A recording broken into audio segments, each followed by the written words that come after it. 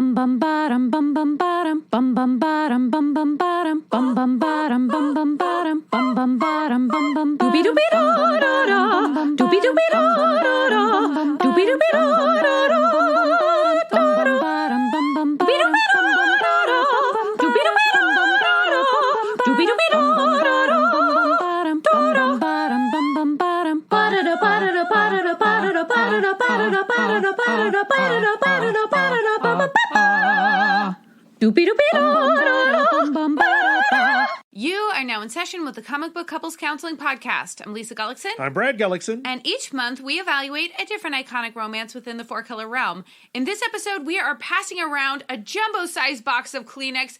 Are we at the bottom of it? I don't know. I hate that feeling like when you pull the last Kleenex and it just makes that specific sound and then just dust flies out and there's no more Kleenex in there.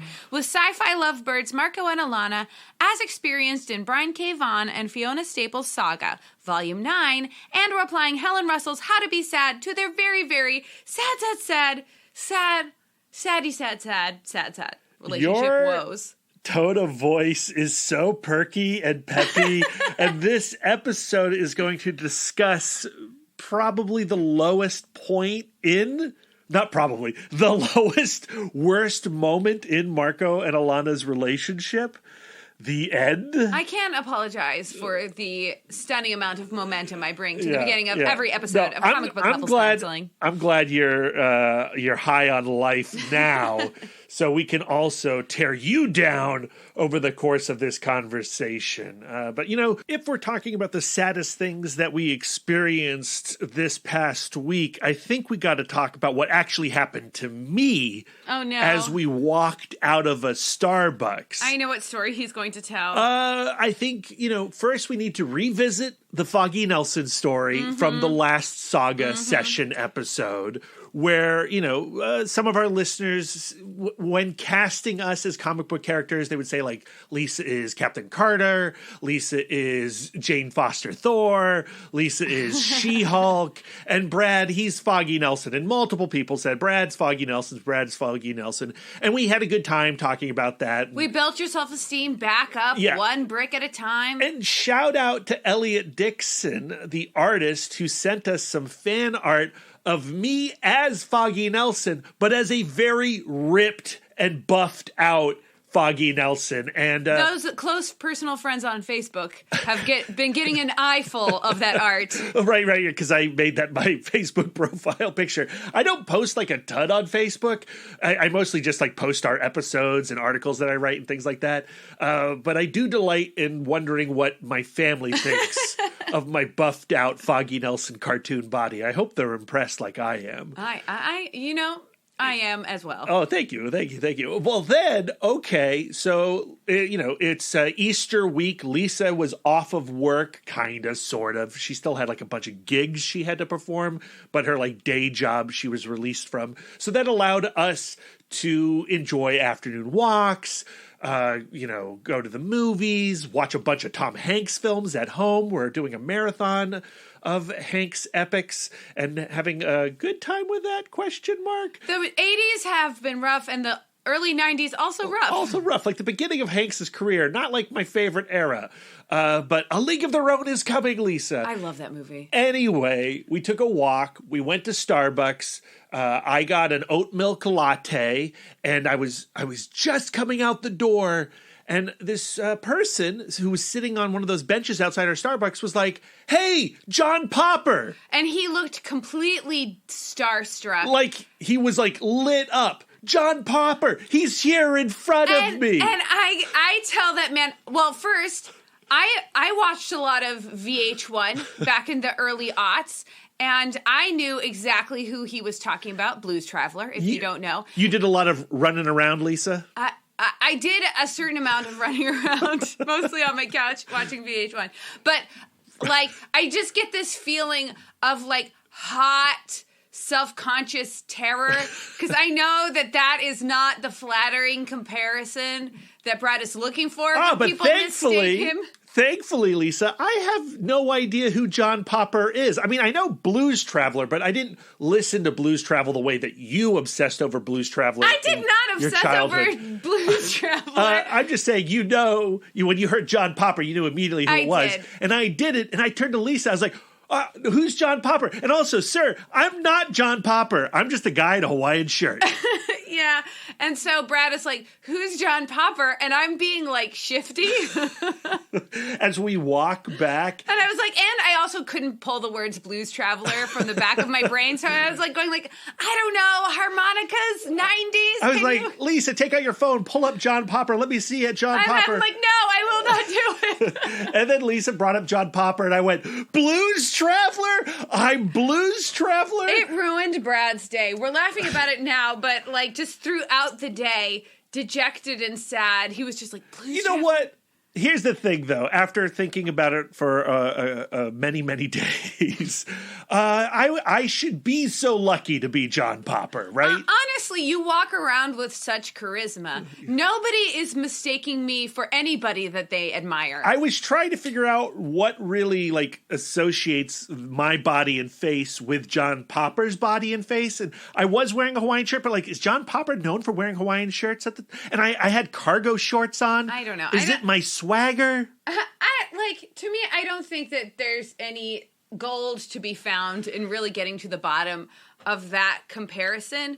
I think what we really need is a Queer Eye reboot on our self-esteem just as human beings. Yeah, you know what I mean? Where we, when somebody makes a comparison about the way we look, we always go to the most negative connotation. Yeah. So I definitely think, when I watch Queer Eye, I try to apply all the things that they're talking about in those episodes and okay, how can I Queer Eye myself? And I think that is kind of what we try to do here on Comic Book Couples Counseling. At the same time, my biggest takeaway from the John Popper thing is, and as we discussed in the last Saga session, I've been compared to a whole wide range of people. For whatever reason, people see me and they want to go you look like X. You look like someone who is accomplished and famous. Yes. And with charisma. I should be very satisfied with that. But my actual takeaway from it is when you see somebody out on the street and you're like, that dude looks like Josh Brolin, or that dude looks like John Candy. Don't be like, oh, you look like John Candy. Just don't be comparing people to other people. Yeah, the difference with the John Popper situation is that guy looked like the biggest Blues Traveler fan, and he was thrilled to be in your presence. Yeah, that's what was so shocking, because when he was like, John Popper, I mean, he lit up like he was about to have the best day of his life. Mm-hmm. And then I had to say no, my name's Brad. I'm not this John Popper fella. Also, Lisa, who's John Popper? And then, we just took you through that whole process. Yeah. I mean, the closest I have is that time we were at Sundance and there was a woman who was in one of the movies who did just coincidentally look a lot like me. Mm-hmm. And they were not terribly impressed that I could have possibly been in that independent film. You know what's happened on Twitter this week is with the release of The Ghost in You, the Reckless book, people have compared you to Sean Phillips's illustration of Anna. Yeah, because it's a lady in glasses. Well, yeah, and you got that same kind of haircut. Yeah. But, I would love to play Anna. Yeah, she is way cooler than me. Yeah, and she's also, though, I'm not going to say it. I would love to be John Popper. I would love to be John Popper. Okay, so we've worked out some of my feelings that occurred this week, and I think that's a little bit of a sequel to our banter conversation from the last session. I hope you enjoyed it. And Elliot, if you're listening, don't do John Popper Brad fan art. All right, so it's time, everyone. We got to talk about Saga Volume 9, the end of Marko and Alana's relationship, the tragic end of Marko and Alana's relationship. Lisa, you knew that, and guys, if you have not read this comic yet, Saga 54, I hope you do so now before I say what I'm about to say. But Marko dies, everyone. He does. And you knew Marko was going to die, Lisa, because after I read Saga 54 3+ years ago, even though I knew I didn't want to spoil anything for you, I could not control myself because I was so devastated. I rushed to you. I blurted the spoiler that Marko is going to die. Yeah, you had to process that emotion, and that's something that you do with your partner. And so in our conversations around Saga, a comic that has preoccupied more time than any other comic on Comic Book Couples Counseling, because we covered those first 4 volumes way back in 2019. Having now lived with these characters for so long and thought about these characters for so long, and knowing that Marko was going to die, when you finally got to that page and you realized this is how Marko is going to die, how did that issue resonate with you? I mean, it ruined my day. I mean, it made me very sad. I didn't realize that it would be the very last page of Volume 9. Mm-hmm. And I am now currently caught up. Yeah, we've read the 3 issues that are currently available post Volume 9. And there is no real, at least in these first 3 issues, grieving or addressing of that tragedy. Because we get another time jump. But so I am feeling a little bit of, I think, Summit Syndrome. Mm-hmm. I've been anticipating, experiencing this grief. And then when I get to this grief, it's not meeting my expectation. All of the adrenaline and dopamine from approaching this goal point has now dropped off. And yeah, it really did make me sad twice, because it made me sad in the moment as I was reading the issue, and then doubling back and doing my notes. Really, that was when I just kind of laid down on my back in the living room and just wept into my own ears. Right. Because I was in the room when you finished the issue, and you did not cry when you finished the issue. But I did witness the cloud come into our apartment and hang over you for the rest of the day. And we went for a walk and we did all these other things. But I would say that you were in a funk for 24 hours. I was. And then when you did your notes, that's when you were kind of the weepy mess. I was. Yeah. I took to Twitter that day and I asked our followers how they were affected when they originally read Saga 54. And I thought we could share some of their responses here on the episode. Yeah, I'm into that. And we got a lot of reactions because this issue does, to this day, cause a lot of passion. But up first, this comes from Insane Ian. And the response that he had to reading the issue was anger, sadness, hope that it wasn't true. As the delay continued and the anticipation built, I eventually figured it sadly was true. The delay did not help those initial feelings, though, right? That giant gap of 3+ years where you're just waiting. Well, what is the next issue going to be? And for me, I don't think there was any way that next issue was going to be satisfying at all. I feel that that's extremely relatable. We've all had that experience where when we're reading a story or a comic book, we're like, this character couldn't possibly be dead. Mm-hmm. And then they're not. Yeah. And oftentimes they're not dead. Yeah. Yeah. So they do confirm in the following issues that he is definitely dead, definitely not coming back. And they do it in such a cruel and mean-spirited way. But I do agree that Brian K. Vaughan has toyed with our trust over the course of this story in a way that I find very compelling. But yeah. Yeah, not everybody feels that compelling nature to it that you do. Continuing, Mr. McKnight says, it was the only time a comic moved me to tears. Hardy Comics said, pure depression for several days. My comic book collection said, I was stunned. I couldn't believe it happened, but it felt totally true and in line for the story Saga had been telling. Nick Hay said, honestly, it was, quote, damn it, he got me again, end quote. Like, I didn't suffer enough from Y the Last Man. Zach over at Comics Bookcase said, so devastated, I took a day or two, then wrote my reaction. And I'll have a link in the show notes to the Comics Bookcase reaction to Saga 54. Absolutely worth your time.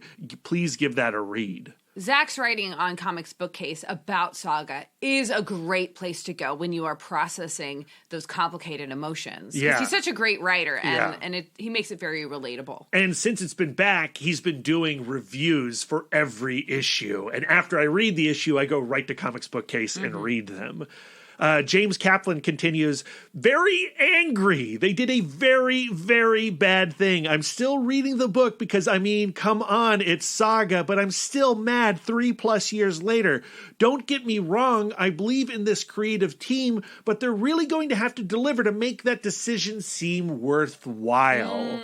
And I think that's sort of where I'm at right now. We've had to reevaluate continuously what is Saga. Yeah. Like, I remember when I first read those first couple of issues as part of our book club. Yeah. And going like, oh my goodness, this is about a really functional relationship getting through some tough times. Right. And then when they were briefly separated, I'm like, I'm not going to read Saga. You were so mad during the fadeaway issues. I was upset because, to me, it wasn't meeting the expectation of what the book was. But then, eventually, on this podcast, I continued reading, and they did return to that place.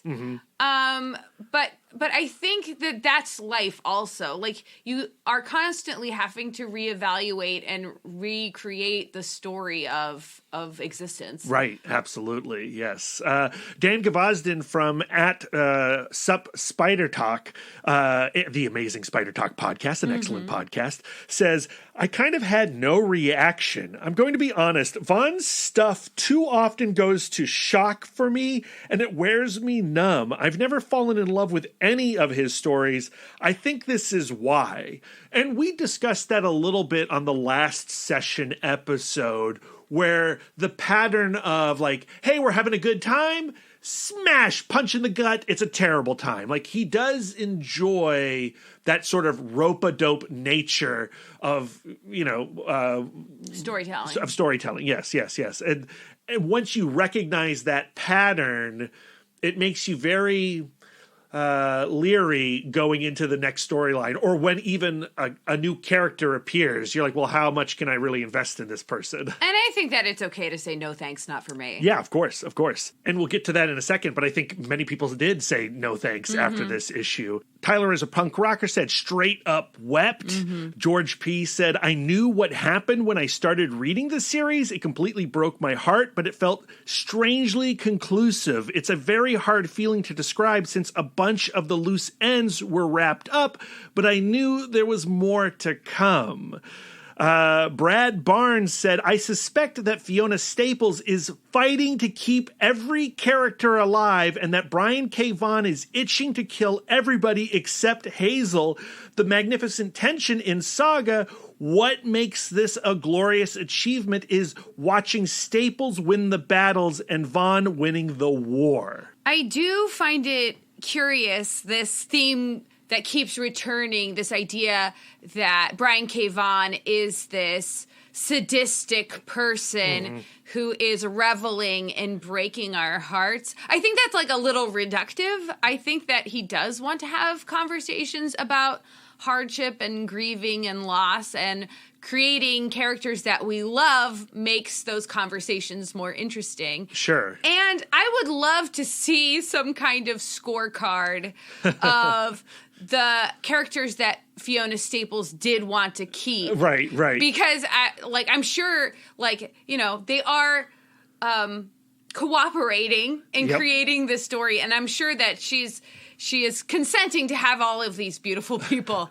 murdered before our eyes. Well, we do know, thanks to an interview that she gave that we discussed on our podcast, that she told Brian K. Vaughan that Lion Cat must stay. Right. And we speculate that Goose hopefully is on that same tier next to Lion Cat, because I would be like, I've been devastated many times reading Saga, but like, could I take Goose having his head exploded? I don't know.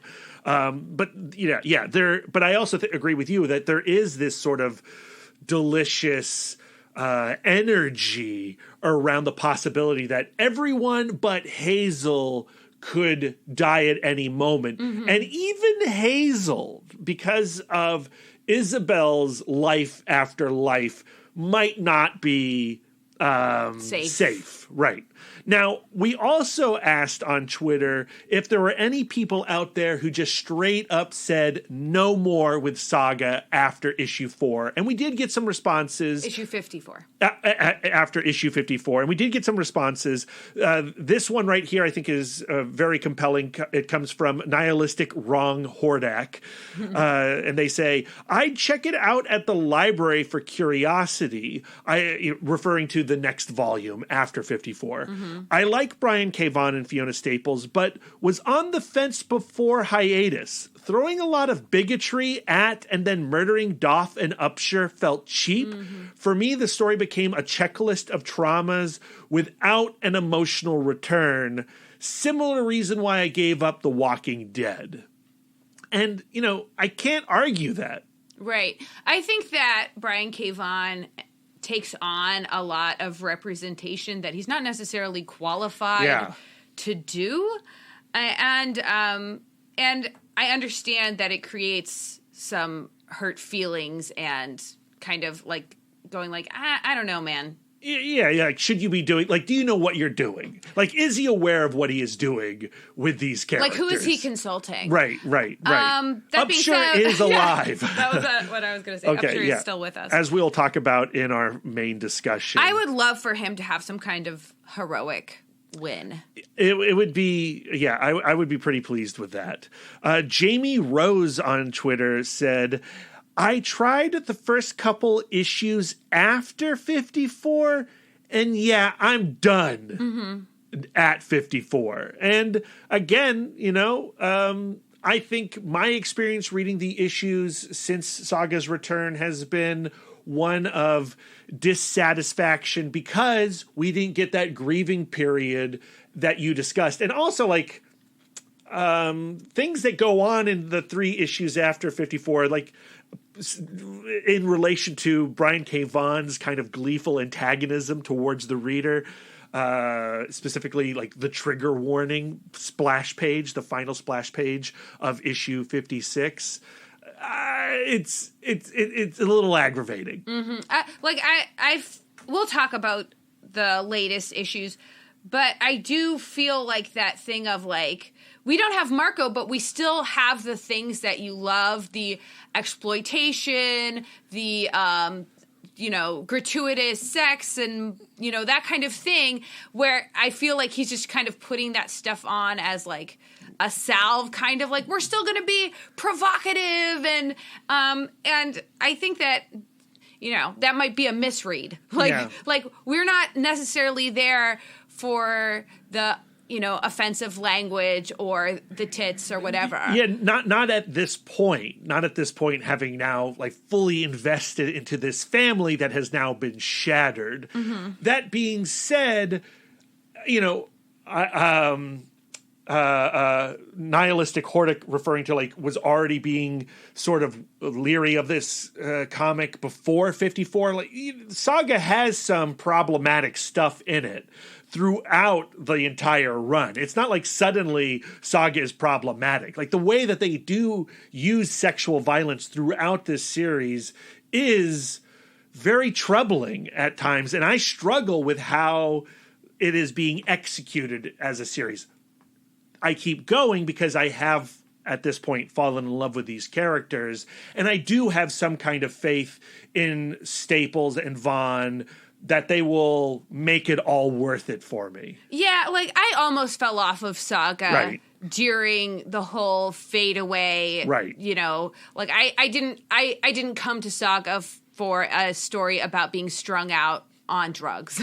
Like, that, I didn't find that interesting. But also, I've never really read Saga in monthlies. Yeah. I have always waited for the trades, so I could always, through those rougher times, keep that momentum going to continue the story and then fall back in love with it at a time where it's like, okay, now it's fulfilling the things that I want. It's meeting those expectations. So, like, I can see how hard it is to be, a Wednesday warrior and have to do that, 4 weeks wait to see if you are gratified by how the story is continuing. Yeah, and I can't remember if I've discussed this in our Saga episodes or not, but I have always found the monthly read of this comic book challenging. And when I am reading it monthly, I'm never in love with the comic. It's only when I go back and revisit on the second go around in trade or after all the issues are completed that I go like, oh man, this is one of my favorite comics.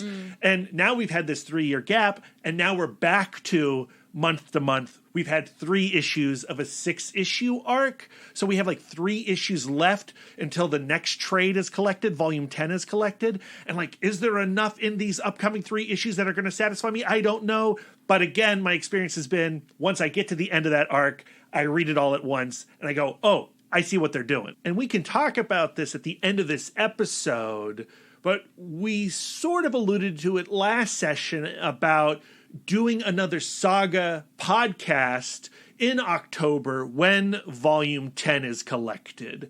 And I think that might even be healthier for us than discussing the 3 issues that we have read so far at the tail end of this episode. Oh, are you reprogramming on the fly? I'm just putting that out there right now, and we can talk about it at the end after we've discussed everything in volume 9. Sure.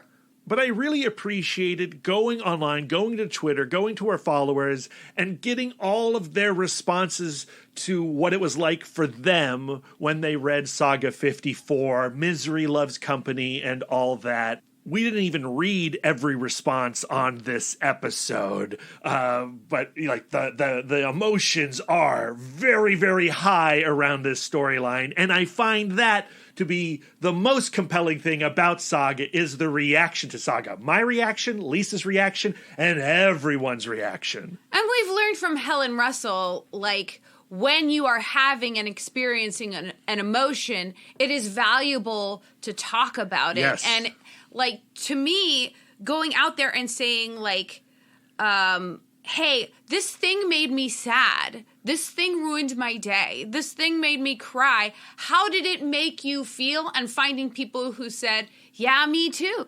To me, that's tremendously affirming. Yeah, and unifying. Yeah. And I do think that talking about fiction and engaging in hypothetical grief and discussing and practicing hypothetical grief does prepare us for the real true sadness that we are inevitably going to experience in the future. Reading through everyone's reactions to Marko's death brought back for me one of our previous love experts, Dr. Catherine Shear from the Center of Complicated Grief. And I found myself going back to her healing milestones and derailers. Which we discussed in our Martian Manhunter episode. That's right. It was a one-pod stand. Link in the show notes. But I heard a lot of the derailers coming up, repeatedly imagining scenarios where the death didn't happen or happened differently. Anger and bitterness that you can't resolve or let go of. Embracing ideas about grief that you want to change what happened or control what happened. You want to take over the narrative. So I think that maybe over the course, if you choose to continue Saga, which it is a form of entertainment, it is hypothetical grief. And if it's not entertaining, don't read it. Yeah, don't read it, by all means. But I do encourage you to look up the healing milestones and practice them on Marko. Can you honor Marko? Can you open yourself up to the emotions that you're feeling over this loss? Can you accept the grief and create a place for it in your life? We started this conversation by you saying, Brad, that Marko's death represents an end of the relationship between Marko and Alana.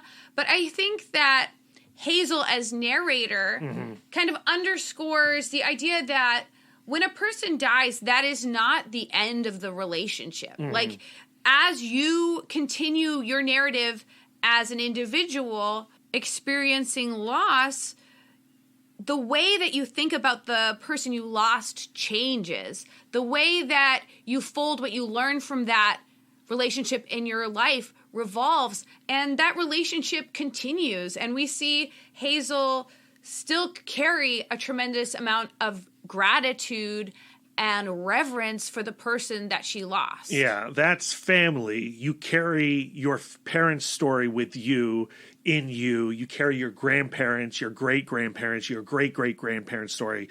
Like, you are the continuation. And it's not like a one-sided relationship. And I don't even mean that in like, Marko is in heaven, hovering above her. I mean that the things that Marko said still exist inside her and still continue to inform her.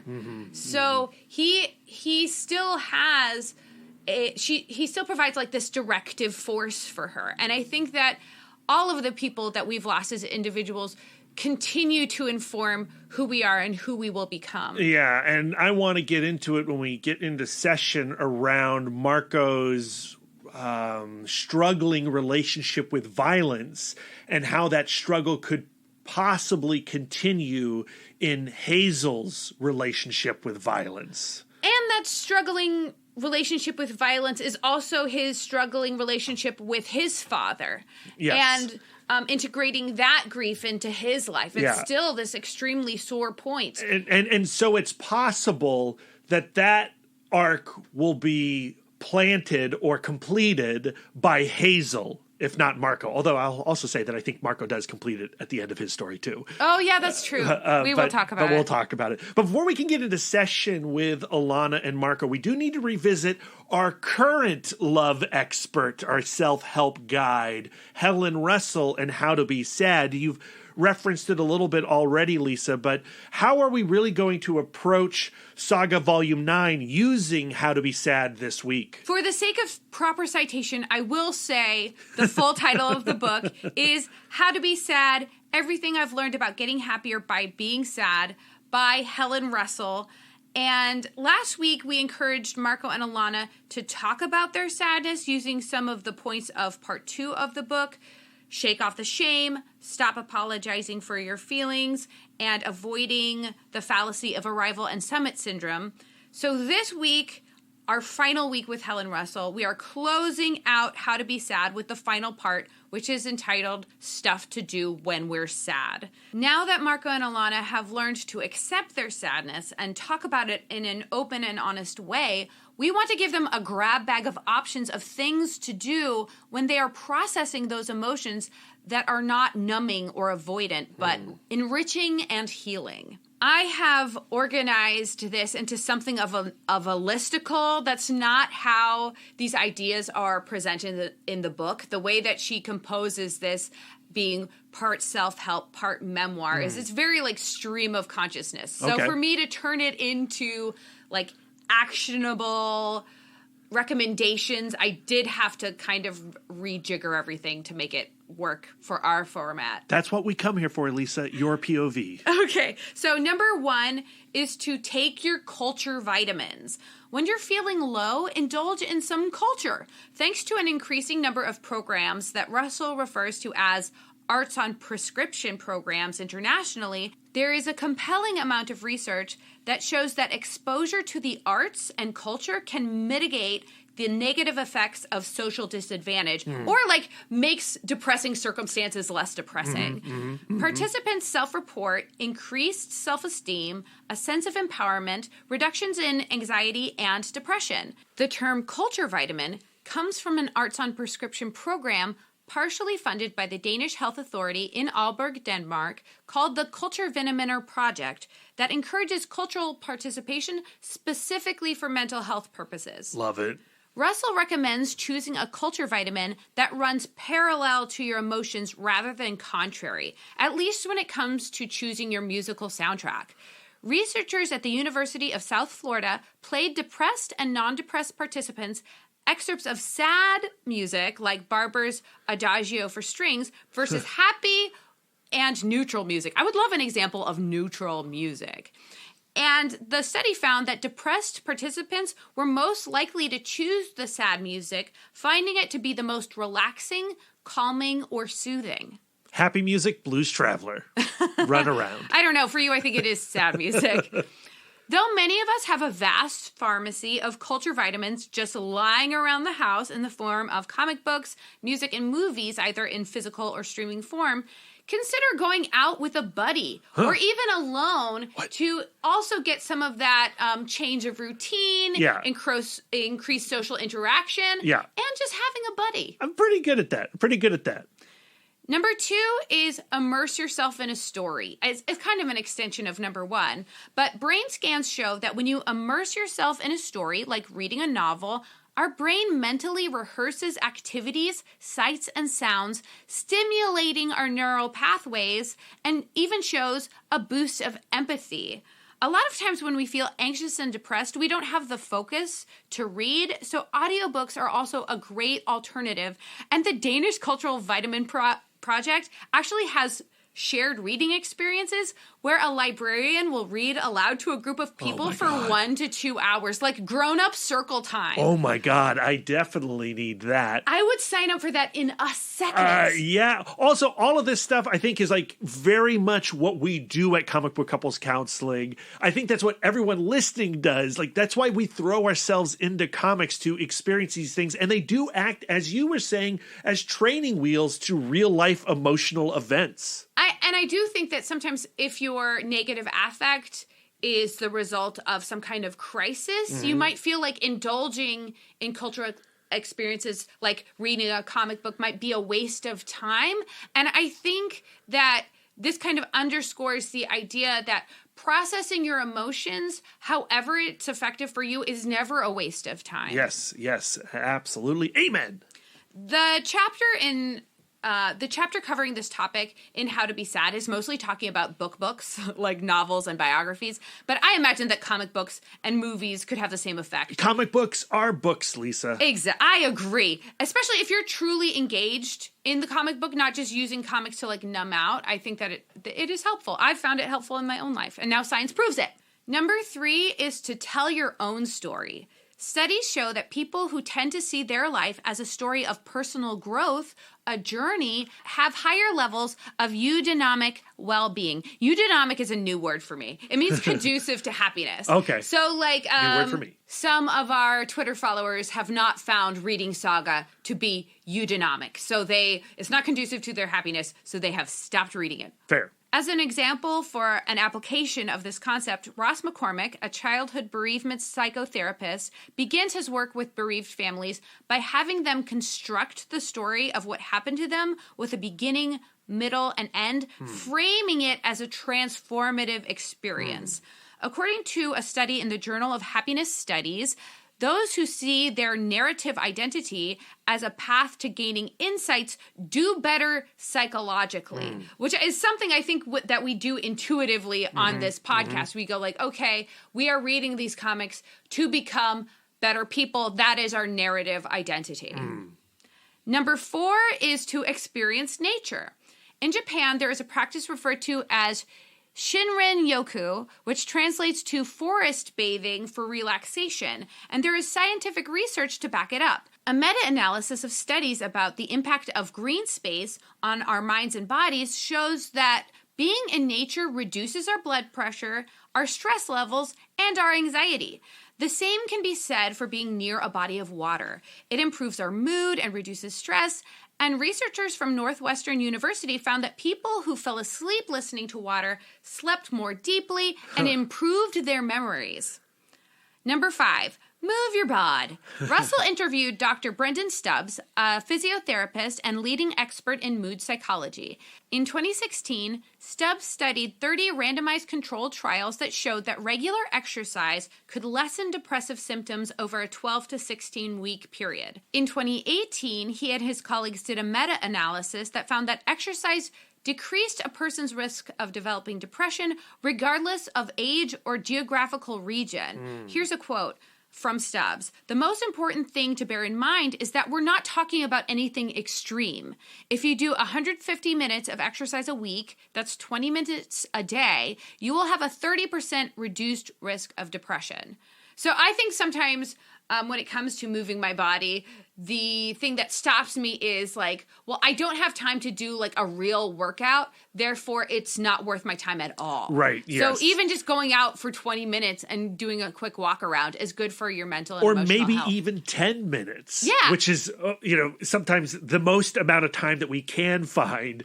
I think even taking 10 minutes to do a little bit of physical exercise, just a walk around our apartment parking lot, I find to be helpful. It really is. Number 6, do something for someone else. Helen Russell defines sadness as the natural response to emotional pain, feelings of loss, helplessness, hopelessness, or disappointment.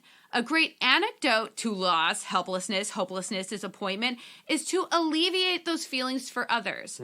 University of Pennsylvania, Yale, and Harvard researchers had participants report their feelings of time affluence after spending time on others, time on themselves, finding a windfall of free time, and wasting time.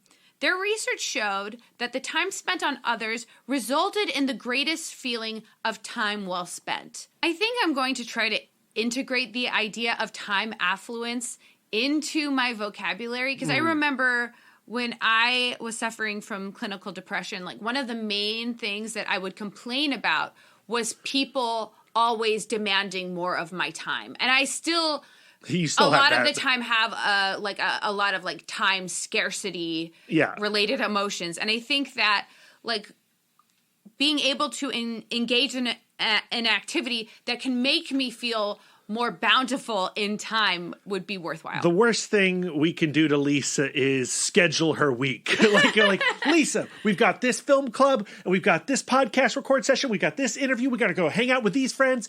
Your whole vacation is planned. It feels awful. But you know what? I also don't do well with a windfall of free time. I know. You know, like... Delicate balance. It truly is. The same thing goes for money, too. Harvard researchers found that pro-social spending makes us feel more bountiful wherever we are in the world, regardless of our income or socioeconomic status. So if you're feeling a scarcity, try sharing, I guess, is the lesson I take away from that. I know I have felt what researchers call a helper's high. Recently at work, I noticed a woman holding a baby coughing, and I just handed her an extra bottle of water, and I was like, oh my goodness, I am next to godliness. I'm so generous.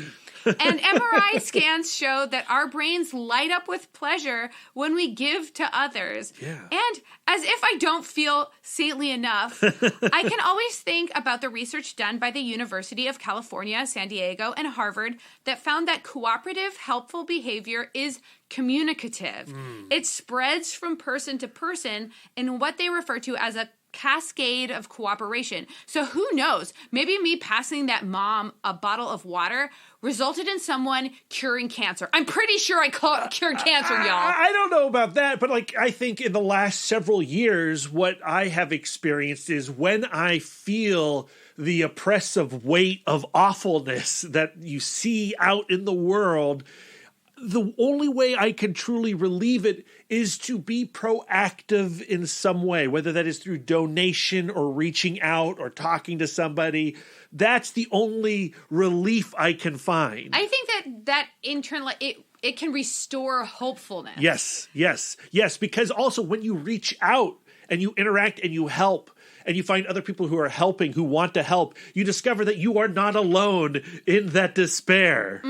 Well, it's like Mr. Rogers says, you got to look for the helpers. Yes. Keep in mind that all of the activities I've listed can be done while processing our sadness. We don't want Marko and Alana to be falling back into those bad habits from episode 77 when I listed the most common ways we try and fail to avoid sadness. Avoiding close relationships, avoiding meaningful goals, numbing out, staying busy, and staying distracted. In this session, I think we should be trying to reinforce choosing these sadness-affirming activities while they are processing their feelings in these extremely stressful circumstances. Yeah, I love this. I like having a plan for when you are sad. These are the things that you can do to help. But before we can even talk about any of that, Lisa, we got to get into our words of affirmation. My voice is a little tired. I think you sounded lovely. Oh, thank you. So for first-time listeners, we should explain that the words of affirmation portion of our show is our way of giving back to our new and upgrading Patreon subscribers. We curate and use these affirmations ourselves, and we're more than happy to pass them on to you, the listener. This week, the affirmations come from Mr. Rogers, of course, already name-checked on this episode, Glenn Close, what? And Maya Angelou. Glenn Close went to the College of William and Mary in Virginia. Oh, she also went to the same high school that Sandra Bullock went to, that Warren Beatty went to, Washington Lee in Arlington. They're locals. Yeah, but now we have to get into our affirmation receptive mindset, Lisa. I don't know if I have mentioned this in the previous episode, talking about how to be sad. Helen Russell does refer to a study about the use of affirmations. Oh, yeah? And positive affirmations only work if the person using the affirmations feels that they are true. So, for example, if we use an affirmation like, I am a very attractive person, and I use that as my positive affirmation, but I didn't feel actually that it was true, it would actually result in me feeling worse. Yeah, and I've experienced that because I've used kind of that affirmation before, right? Like where you're staring in the mirror, doing your Stuart Smalley thing, and you're like, I am Brad, I am a very attractive person. And when you don't feel like you are actually attractive, you feel like you are now lying to yourself. So I feel like in choosing our affirmations, we need to be cognizant of finding affirmations that can be and are generally true. Yeah, and I think I've chosen these affirmations. And you've killed it. These are great affirmations. Right, okay, so can we get into that receptive affirmation mindset? Can we calm down, Lisa? Can we relax? I know, I'm a person of tremendous momentum. All right, so we have 3 affirmations to these 3 lovely patrons, starting with Chris Hacker. Who you are inside is what helps you make and do everything in life. James Senor. Your perspective is unique, it's important, and it counts. Lexi C. Nothing can dim the light that shines from within you. Yeah. That's nice. So I hope you feel that those affirmations are generally true about you and we're not ruining your day. But thank you to those 3 patrons and thank you to everyone else who is listening. You certainly have made our day. Of course, we don't expect everyone to join our Patreon, and there are other ways that you can support Comic Book Couples Counseling. Leaving us a 5-star review on Apple iTunes does a lot. It helps us reach so many other listeners. So if you have a few seconds in your day, just like a 2-word 5-star review will do all the difference for Comic Book Couples Counseling. Though our love language is words of affirmation. So if you write a little bit more with some specific compliments, oh man, that makes us feel so good. It really, really does. Fills our love tank. It sure does. So it's time to get into session with Marko and Alana for one last time. This week, we are discussing Saga issues 49 through 54, which were collected in trade paperback Volume 9, written by Brian K. Vaughan, fully illustrated by Fiona Staples, and lettered by Phonographics. The issues were originally published between February 2018 and July 2018. Here's the basic plot synopsis taken from the back of the trade paperback. From the worldwide best-selling team Fiona Staples and Brian K. Vaughan, Saga is the sweeping tale of one young family fighting to find their place in the universe. Fake news and genuine terror collide in the most shocking, most impactful adventure yet.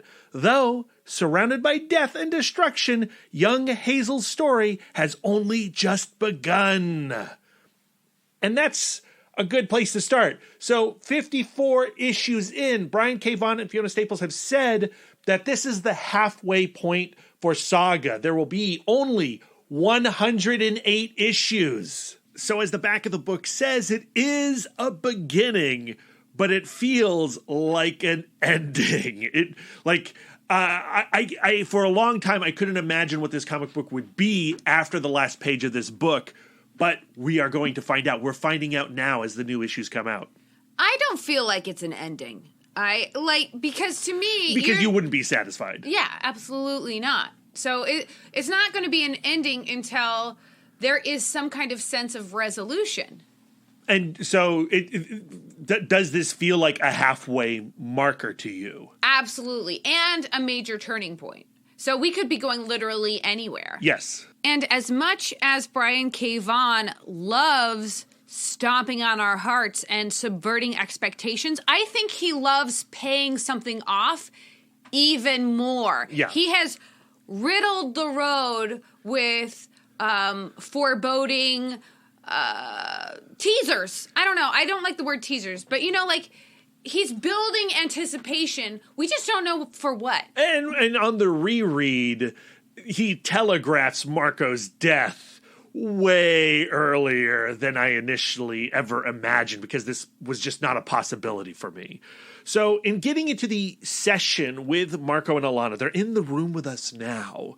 I think we should begin with not necessarily the very beginning of this volume, but where we first meet them all together in bed, sound asleep, the most peaceful image you could possibly imagine. And as Hazel states, even though they were closer to danger in a way that they had never been before, it felt like this is their happiest moment. And we see this reflected in the narration. Here's a quote from Hazel narrator. "Because while our enemies were close, we were closer. Closer as a family and closer to the new companions we gathered along the way."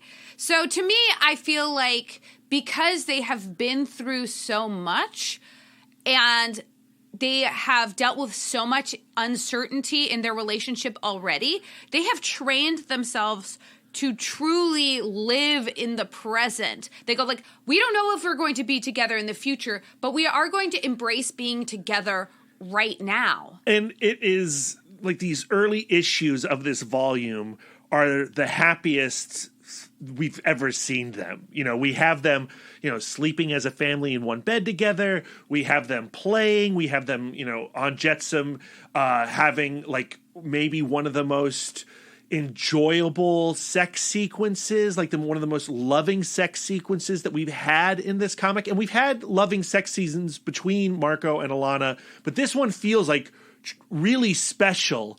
And again, on the reread, it's brutal. It's brutal to get through. Well, I think that scene that you're talking about kind of celebrates how much better, if you stay with one person, how you gain a certain amount of expertise when it comes to being with the other person. In a sexual situation, sex gets better the more you do it. Exactly. And I love that being reflected in a literary way, because so much of the time it's reflected that if you're with the same person all of the time, it gets boring, and not if you're still curious and excited about each other. Yeah. And before that sequence, we even have the beginning of a sexual relationship between Sir Robot and Petrichor.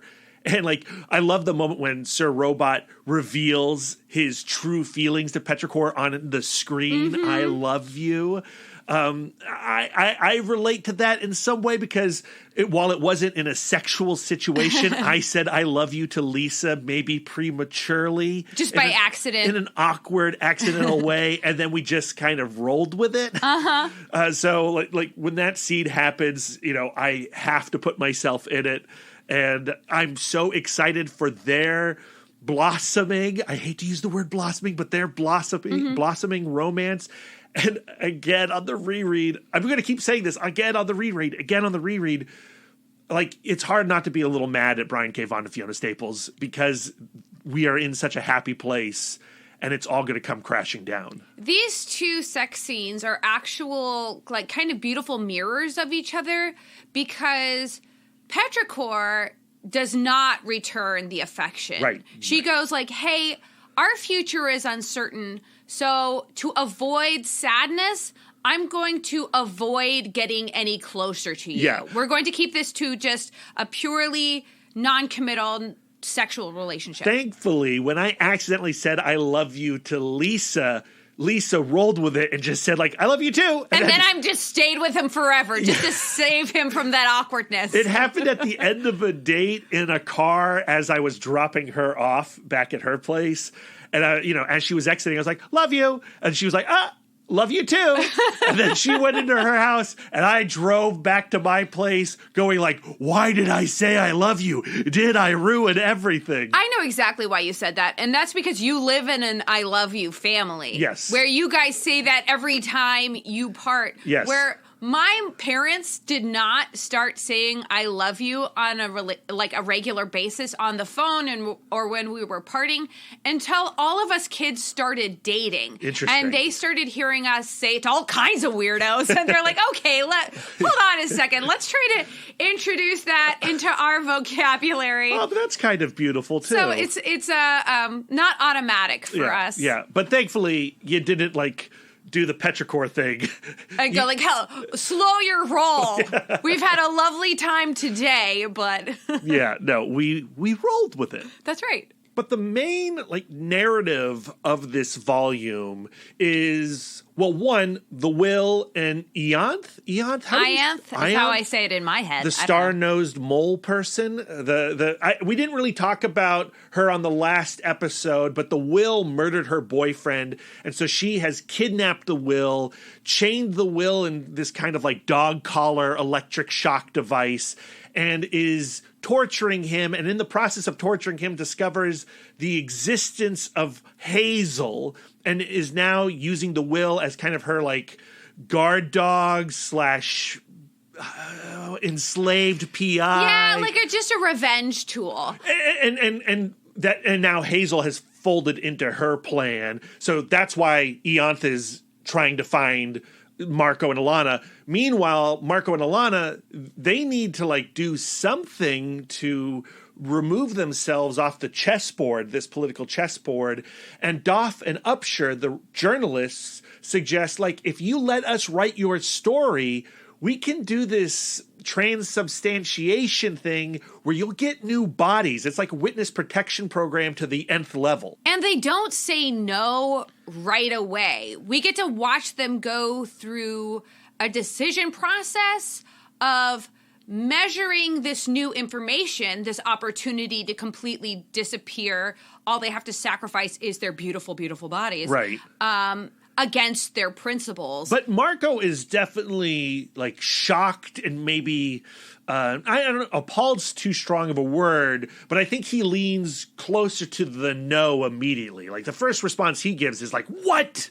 Right. I think that what face comes up before the transubstantiation thing. Yes. Alana is more open just in general than Yeah. Marko is. So she is the one who goes we would like to hear you out. And they say that by this story coming out, it can take, it might be the key to ending the war. And then Marko goes well, D. Oswald Heiss says that war can't be ended any more than the rain. All we can do is help each other stay dry. Yeah. And then we get to see this kind of tension between Doff and Upshur and Marko and Alana and their whole crew of constantly deferring to the platitudes of a fiction writer. Uh-huh. Love it. Very relatable for Brad. Well, I think that it is good to weigh against the power of fantasy fiction against the truth, the facts that we can track down. Yeah. enjoy thinking about them in this kind of oppositional way. I of course believe in both, right? As a reader and as a thinker. But like this issue as a kickstart to this story is having a conversation that was very much like Trump's America and fake news, right? And so we're seeing the two sides of like, well, can the truth do something? Like, you have to question, like, Doff and Upshur say, like, this could end the war. But we also know that the two opposing sides are actually collaborating to extend the war, which Sir Robot also knows about. Right. And so if this were to come out, you have to wonder, like, would anything actually change? Other than just this family unit who loves each other so much, and we as readers and as counselors have grown to love, like, are going to be put in harm's way, which we do not want. So they don't make the decision right away. No, and also Sir Robot is eavesdropping and is thinking, there might be an opportunity for me here. And that then leads to what is going on in Sir Robot's life. And, you know, all he cares about is keeping Squire safe. And also this relationship with Petrichor could turn into something. He's excited about that. And we see, though, like, Squire is also going through a lot of hardship and internal suffering. Hazel and Squire get into an argument over Punk Hunk, and Hazel wants Punk Hunk back. Squire doesn't want to give Punk Hunk back. They start fighting. Hazel calls Squire fat, throws Squire across the room into Friendo, waking up poor Goose, who's doing babysitter duties. And he tries to teach them a lesson, saying, like, don't fight with your fists, use your words. And then Squire says to Hazel, you look dumb without your front tooth. And then Hazel's response is, well, you look dumb without a mom. And then there's that silent panel between the three of them with Goose in the middle and Hazel looking into the face of Squire. We don't see what's projected on that screen of Squire's face, but it can't be good. And she looks devastated. She knows she has done something truly heinous in this moment. And she tries to take it back by saying she was just kidding. Yeah. And I love Hazel's narration in that moment, because she says, like, it's a real gift for young people to be able to see the face of someone they've just hurt. In that moment, you learn whether or not you have what it takes to be a killer. Yeah. So Squire has already tested himself in if he has what it takes to be a killer from that moment in the woods. Yeah, yeah. What was that beast called? The Dreadnought. Yeah, with the Dreadnought. So this is her moment to go, like, I don't have what it takes to hurt someone. But then she turns and she blames Goose. Yeah. Because what she said hurt Squire way more than her biting him in the arm. Right. And so what we are seeing is, in this scene, dominoes falling, right? The previous scene, dominoes falling, dominoes falling, dominoes falling. We are racing to something major. We can sense it. There is a momentum to this volume that is probably there in all the previous volumes, but it feels the most intense and the most rapid. This volume reads so quickly. I think this scene is just another scene in the thesis statement of the power of words versus the power of violence. It's the power of words that's keeping the war going. It's the power of words that keeps Upshur and Doff motivated. It's the power of words that has Marko creating his principles. Words are violent. Words are violent. And we're going to get that phrase coming up later in the book. And that was something where I have to go, like, okay, well, where do I align my principles with that idea? Uh-huh. And I guess we'll get to that when we get to that point in the book. Oh, okay. But I think another important thing that's going on with Squire, and this is not Squire's counseling session, but I can't stop myself, is that Squire was raised in a bubble on essentially a deserted island, being taught chivalry. Yeah, and being told that he was the most important person in the universe. So out of the context of that bubble, he is now seeing his father act contrary to the words that he was taught. Yeah. And in doing that, now Sir Robot is unknowingly estranging himself from his son. Yes. Because there's nothing more dangerous than a child going, but you told me that this is true always. Yeah, what? Hypocrisy? And so, like, Squire, instead of clinging to his father, clings to the ideas of chivalry. And he is now planning to run away rather than stay with his father. Yeah. And lose his identity. So poor Goose, he's called a terrible babysitter by Hazel, and he cannot argue. And that issue ends with Sir Robot approaching Dauphin Upshur with the story of the collaboration between Wreath and Landfall. And he says, look, you know, whatever Marko and Alana say, like, who knows what they're going to do? But I can sell you this, and can you do for me what you are going to do for them? And as he makes that offer, the final page of this issue is we get to see his screen, a portrait of himself.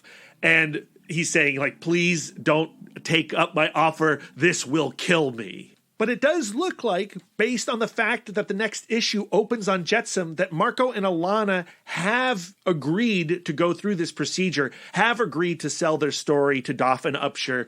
And we are introduced to Jetsam in the waters in that sex scene, which is like, you know, it's such a Saga sex scene, right? Because there is a scene where Alana may or may not have female ejaculated onto Marko's face, and he's not bothered by it. And the fact that he's not bothered by it, like, shocks her, but also, like, just shows that, like, they are very connected in a way that they were not when they first got together.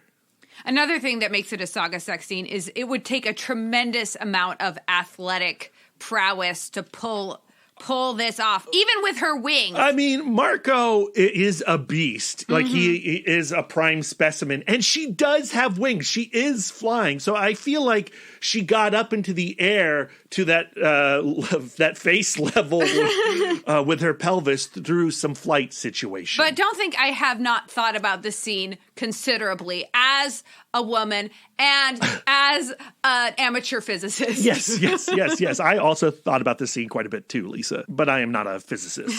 So I think we can relate this scene to How to Be Sad in a couple of ways. One, they are in nature, right? Yes, they are. They are forest bathing.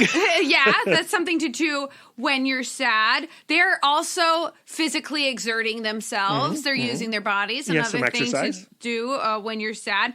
And then it's followed by them kind of summing up their story as a couple. Marko points out that it's been 7 years since he proposed, and she said, really, it feels like yesterday that you knelt down to me next to a pile of garbage. And he's like, to be fair, we were on the run. And then they're like, but we're living happily ever after right now. So they are putting their story together in a way that feels like they have been triumphing over adversity, and those positive narrative identities is conducive to their eudaimonic well-being. Yeah. It's a true collaboration, and a collaboration that causes them to not take Doff and Upshur up on their transubstantiation deal, although they do, in that scene, post-coital, discuss one last time whether they should do it or if they're making the right decision. What I think is interesting about this discussion is that Marko and Alana give different reasons than they had originally given Doff and Upshur.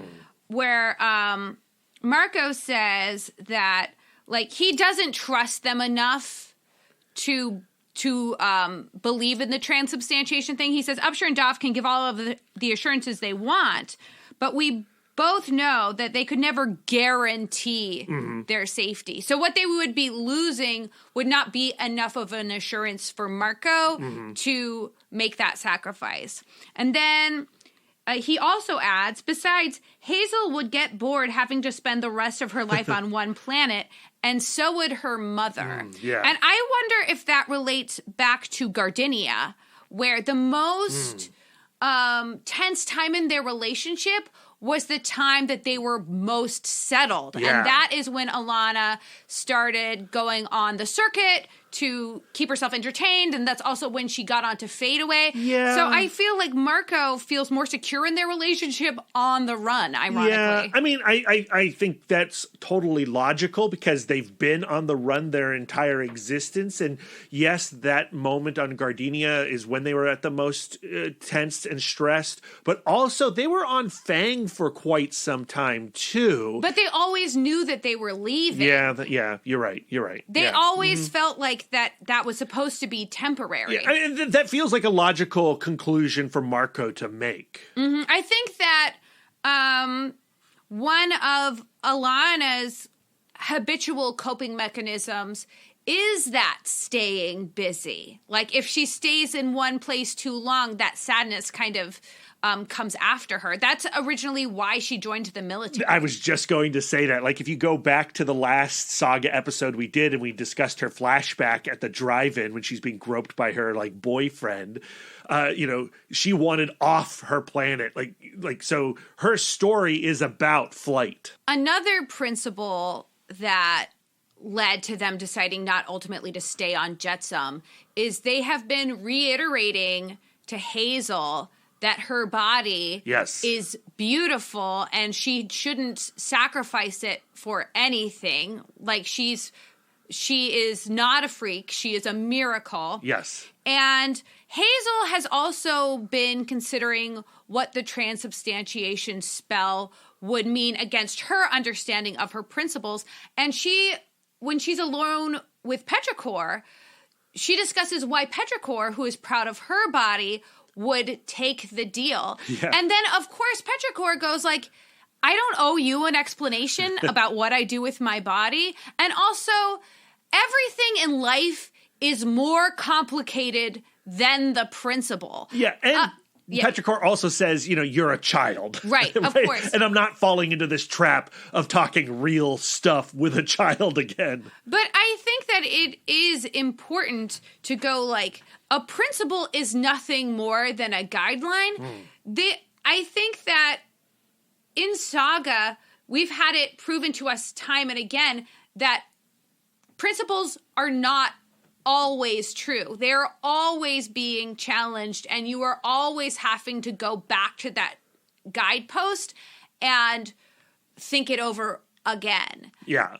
So other plot stuff that's going on that's not directly associated to Marko and Alana, although everything is directly associated to Marko and Alana, is that Squire is getting ready to run away. Squire has given his bow to Goose, and Goose doesn't realize it, but Squire is saying goodbye to Goose. And Squire has stolen Punk-Conk, and that's his little imaginary buddy as they get up and leave. And then, planets away, Eonth and the Will have found the person that Doff and Upshur have been communicating with frequently, and that person leads Eonth to Jetsam. Yeah, that's the editor of the Hebdomodal. And this issue ends with them convincing him to give up Doff and Upshur by the Will being forced through electroshock collar treatment to murder and eviscerate this editor's lying cat. And so there's something about the Will being forced to do something that he used to do all the time, which is slaughter and murder people. Like, there's something about him doing this to a lying cat that feels extra traumatic.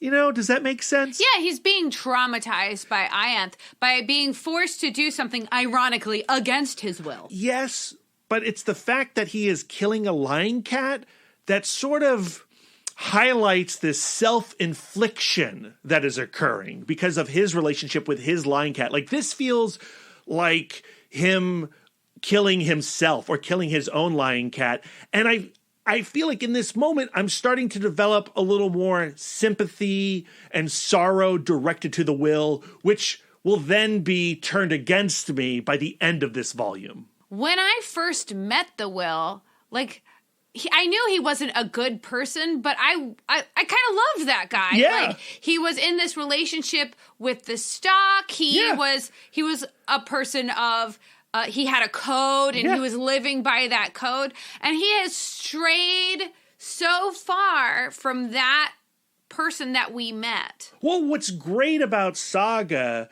is that any character could be the protagonist if Brian K. Vaughan and Fiona Staples zero their focus on them, right? And like Ianthe, she has motivation to be mad the way that she is, right? Her boyfriend was murdered.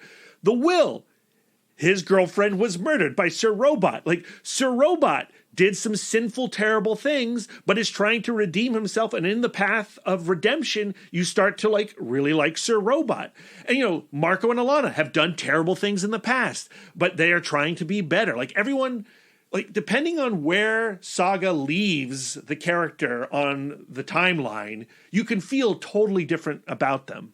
I think the one thing that is true about most, if not all, characters in Saga is that they're all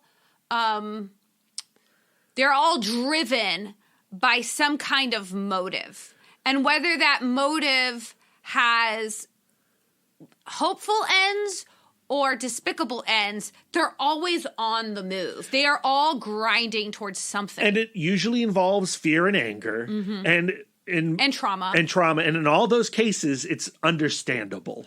I think the thing that makes Marko and Alana such beautiful characters is they always are trying to be better, and they both believe that they can do it. Yeah.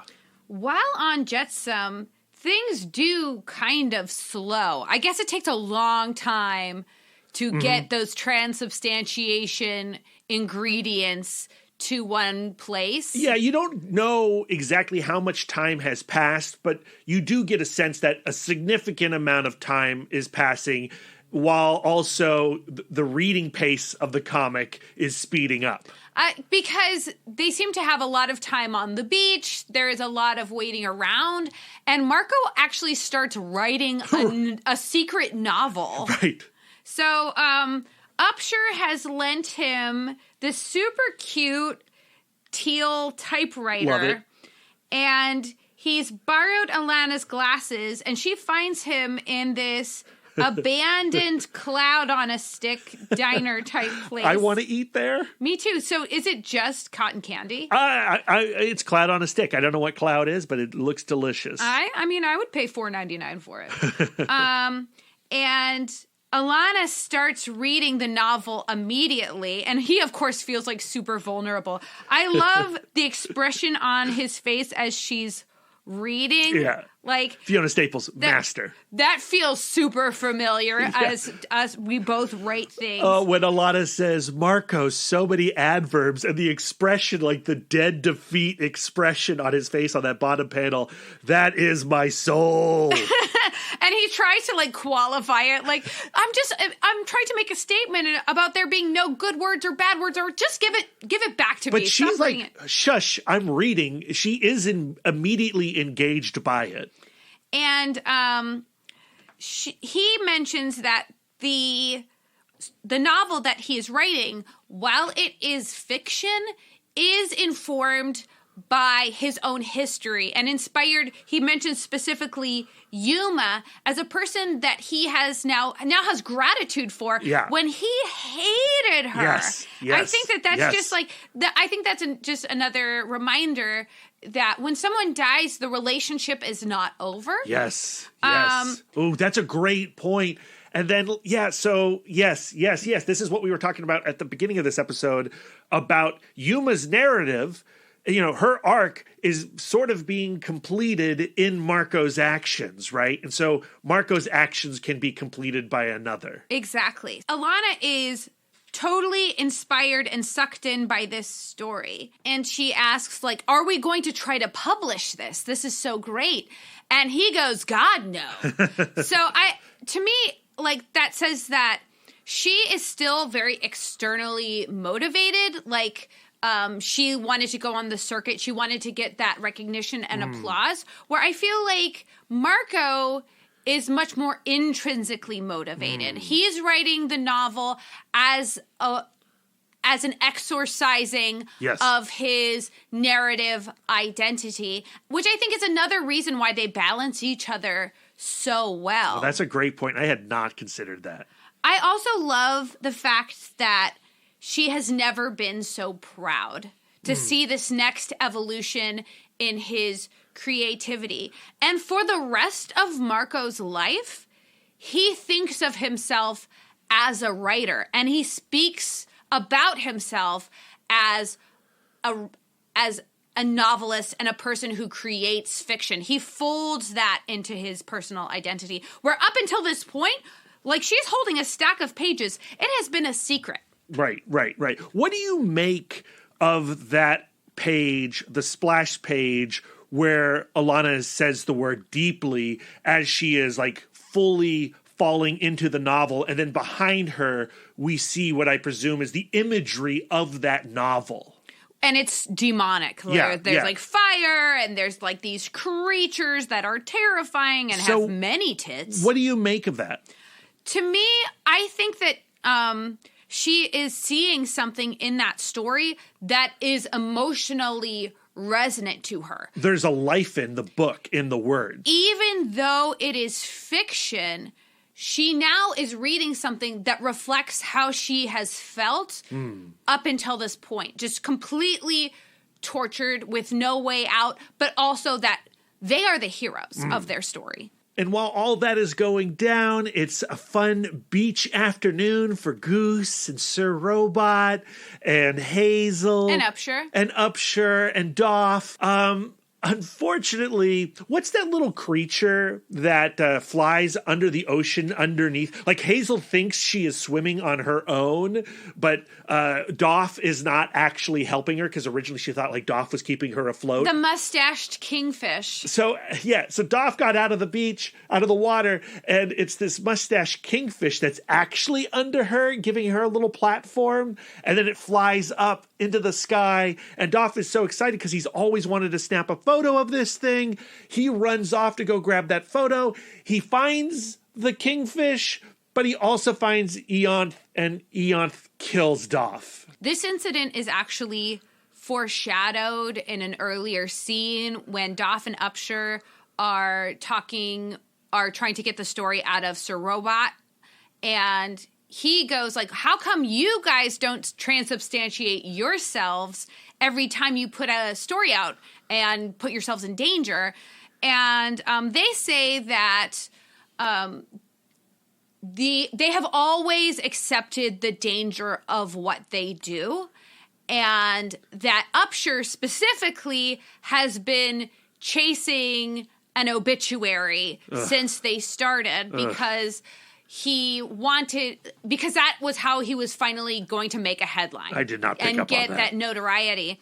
And so, of course, thank you, Brian K. Vaughan, so it comes to pass. But instead of Upshur being killed, it is Doff. And it is a direct result of their journalism. And I've been thinking about one of the tweets that we read earlier in this episode from Nihilistic Wrong Hordak about Doff being fridged after having to endure so much bigotry. And not that I think that their criticism is not valid or in any way incorrect, but I think that there are, like, Brian K. Vaughan loves to point out little hypocrisies or big hypocrisies. So in this entire volume, practically, Doff and Upshur are lauding Jetsam for their principle of free press above all other things. And it is that principle that makes Jetsam unique. And they really, truly believe in that.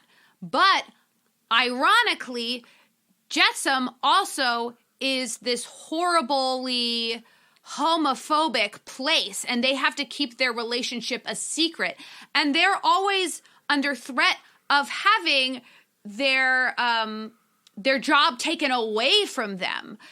It happens later in this volume that somebody from Wreath, that guy from Wreath, I can't come up with his name off the top of my head, goes like, tries to... the agent. Yeah, the agent tries to blackmail them to have the hebdomadaire not post their story. And succeeds. No, not succeeds. They say, oh, you could have just doctored that photo. We know how to doctor photos. Yes, but they've also killed the source. Mm-hmm, yeah. So, I mean, it still seems like Wreath is going to succeed in covering up this story. But that's beside my point. My point is that Doff and Upshur are always standing up for Jetsam because of their principle of freedom of the press, despite the fact that where they have grown up has been horribly bigoted towards them for their entire existence, which I think plays to the overall theme that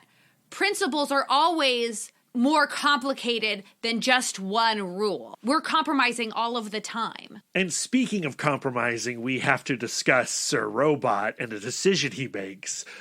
In that exchange between Doff and Ianthe, Doff accidentally or purposefully frees the will from his shock collar. And once the will is freed, he leaves like a little note for Ianthe. Hey, look, I'm sorry I killed your boyfriend. You skinned my sweet boy. We're even, we're square.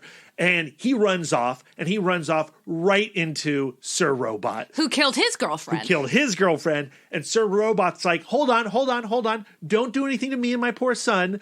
I'm going to give you Hazel. Meanwhile, Squire's gone missing.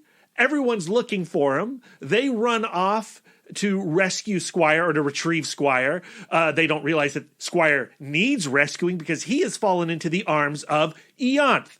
And when Goose and Petrichor come across the body of Doff, they also find Ianthe with a pistol to Squire's head. Wait, before all of that happens, there is like one little scene that I want to talk about because I feel like it is key to closing out Marko's existence. Okay.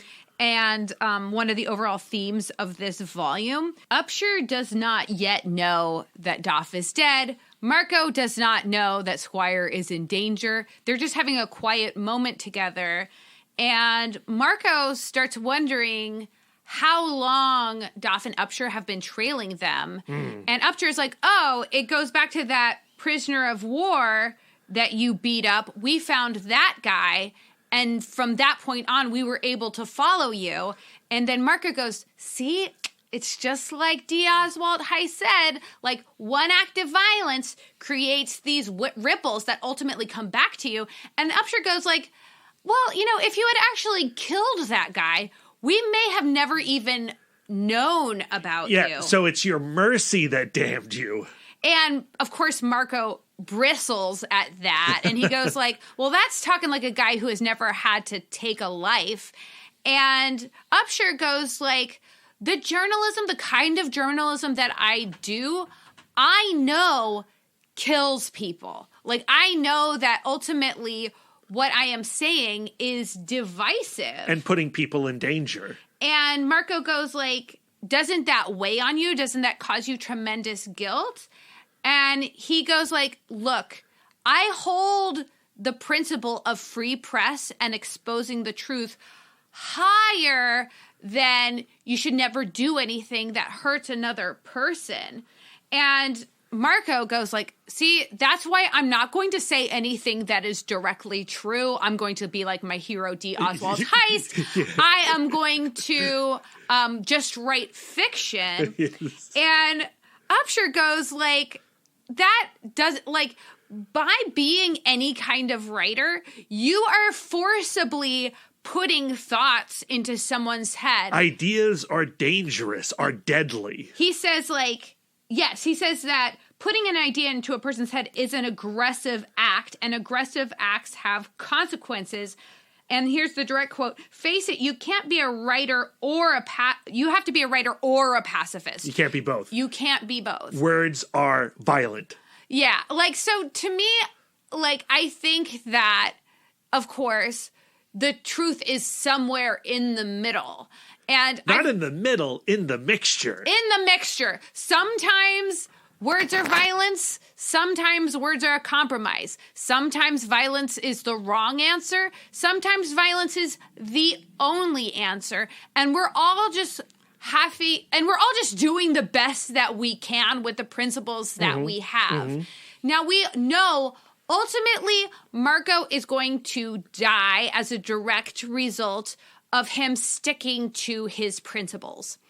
And it really doesn't matter if his choice was the right choice or his choice was the wrong choice. It was the choice. It was the choice. And from that point on, we have to just continue spinning our narrative with Marko's life now in the past. I think a lot of the time when we make hard decisions based on principles, something that we factor in is, will I be able to live with myself after making such a decision? And in this case, Marko said no. And the consequence that happens is just part of that gamble. And I think that goes back to the gamble that Doff and Upshur are making. They go, we want to be journalists. We want to be soldiers for the truth. That living by that principle may or may not kill us. And now Doff is dead, and that was always part of the equation. You know, like we're all living with that probability. Yeah, and, would Marko have made the same choice to spare that person in that convenience store rather than killing them if he had known it would lead to his death? Hard to say, because... Because how would he even know that? Right. So what you're saying, well, that's a fruitless question. It is a fruitless question. And I think that from the end of this volume on, Alana and Hazel are going to be asking themselves a lot of fruitless questions. Maybe if Marko and Alana had made the decision to go to Jetsam, they would have ended up on Jetsam sooner and would have beat Ianth and the Will there, and maybe they would be safe living on Jetsam after the transubstantiation, and Marko would still be alive. And getting beyond those fruitless questions is part of the grieving process that everyone goes to. Yeah, one of the derailers is that if-only thinking. If only Marko had not chosen to live by that principle, maybe he would still be alive today. If only I had convinced my grandfather to give up smoking when I was a child, he would have not passed due to lung cancer, All we can do is move forward from the point of the decision. Yeah. And a big decision that gets made towards the end of the penultimate issue is the decision made by the Will, because Marko, when he's looking for Squire, stumbles upon Sir Robot selling out Marko's family to the Will, and Marko tries to convince the Will, hey, hold on, we can figure this all out. Just don't harm Sir Robot. I'll come with you. All right, leave my family. Don't harm Sir Robot. I'll come with you. We'll figure this out. And the Will's decision is pass. I pass on that. And he rips off Sir Robot's head in one mighty swing. I want to dwell on that moment for a second, because I think that Sir Robot, he is at such a low at this point. His last conversation with Squire ended in him with his hands around Squire's neck. A violent act, which he then also confesses to Alana, and Alana is appalled by. And she goes to fight him, and Marko stands up for him in that moment, going like, it would be better when we look for Squire for Sir Robot to be conscious, right? So that we have one more person to look. And here he goes once again, putting his neck out for Sir Robot, and Sir Robot goes like, are you sure you want to do this? I literally was giving over your family. And Marko replies, but I never believe anything you say anyway. So I think that the fact that Marko is still willing to give Sir Robot the benefit of the doubt, touches Sir Robot so deeply. The last image of his face is a flower in the wind losing a petal. Such like a beautiful, peaceful thought. Yeah. Where he ends his life with having hope. And seeing somebody he not only has hope, he sees somebody who's been an enemy to him in the past extend, his hand to help him. A truly selfless act. Yeah, but the will cannot get past his rage and hatred for what happened to the stock.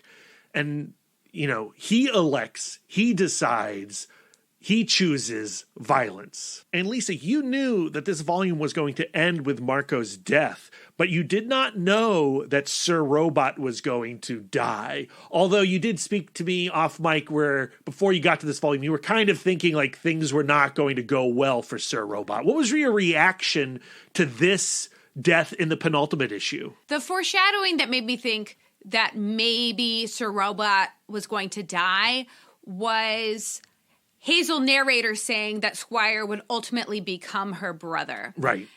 But then there's a certain math that I feel like we readers, we experiencers of literature do. Right. Where we go, okay, this is how many deaths a writer is going to do. Like, so I go like, well, Marko is definitely the one who dies in this. So all other characters are de facto safe. Yeah, like Doth can't die. Oh, Doth dies. Well, okay, then Doth dies, then Marko's going to die. Well, so Sir Robot's safe. Right, which is not something we do in real life. Like, that is like, that is just the kind of math you do with the suspension of disbelief. Yes. But I think that this goes back to this story, Saga, wanting to have a real conversation about grief. And for there to be a real conversation about grief, there has to be shock. And there has to be a sense of, this is not fair. Mm-hmm. This math does not work out for me. Mm-hmm, mm-hmm. So, yeah.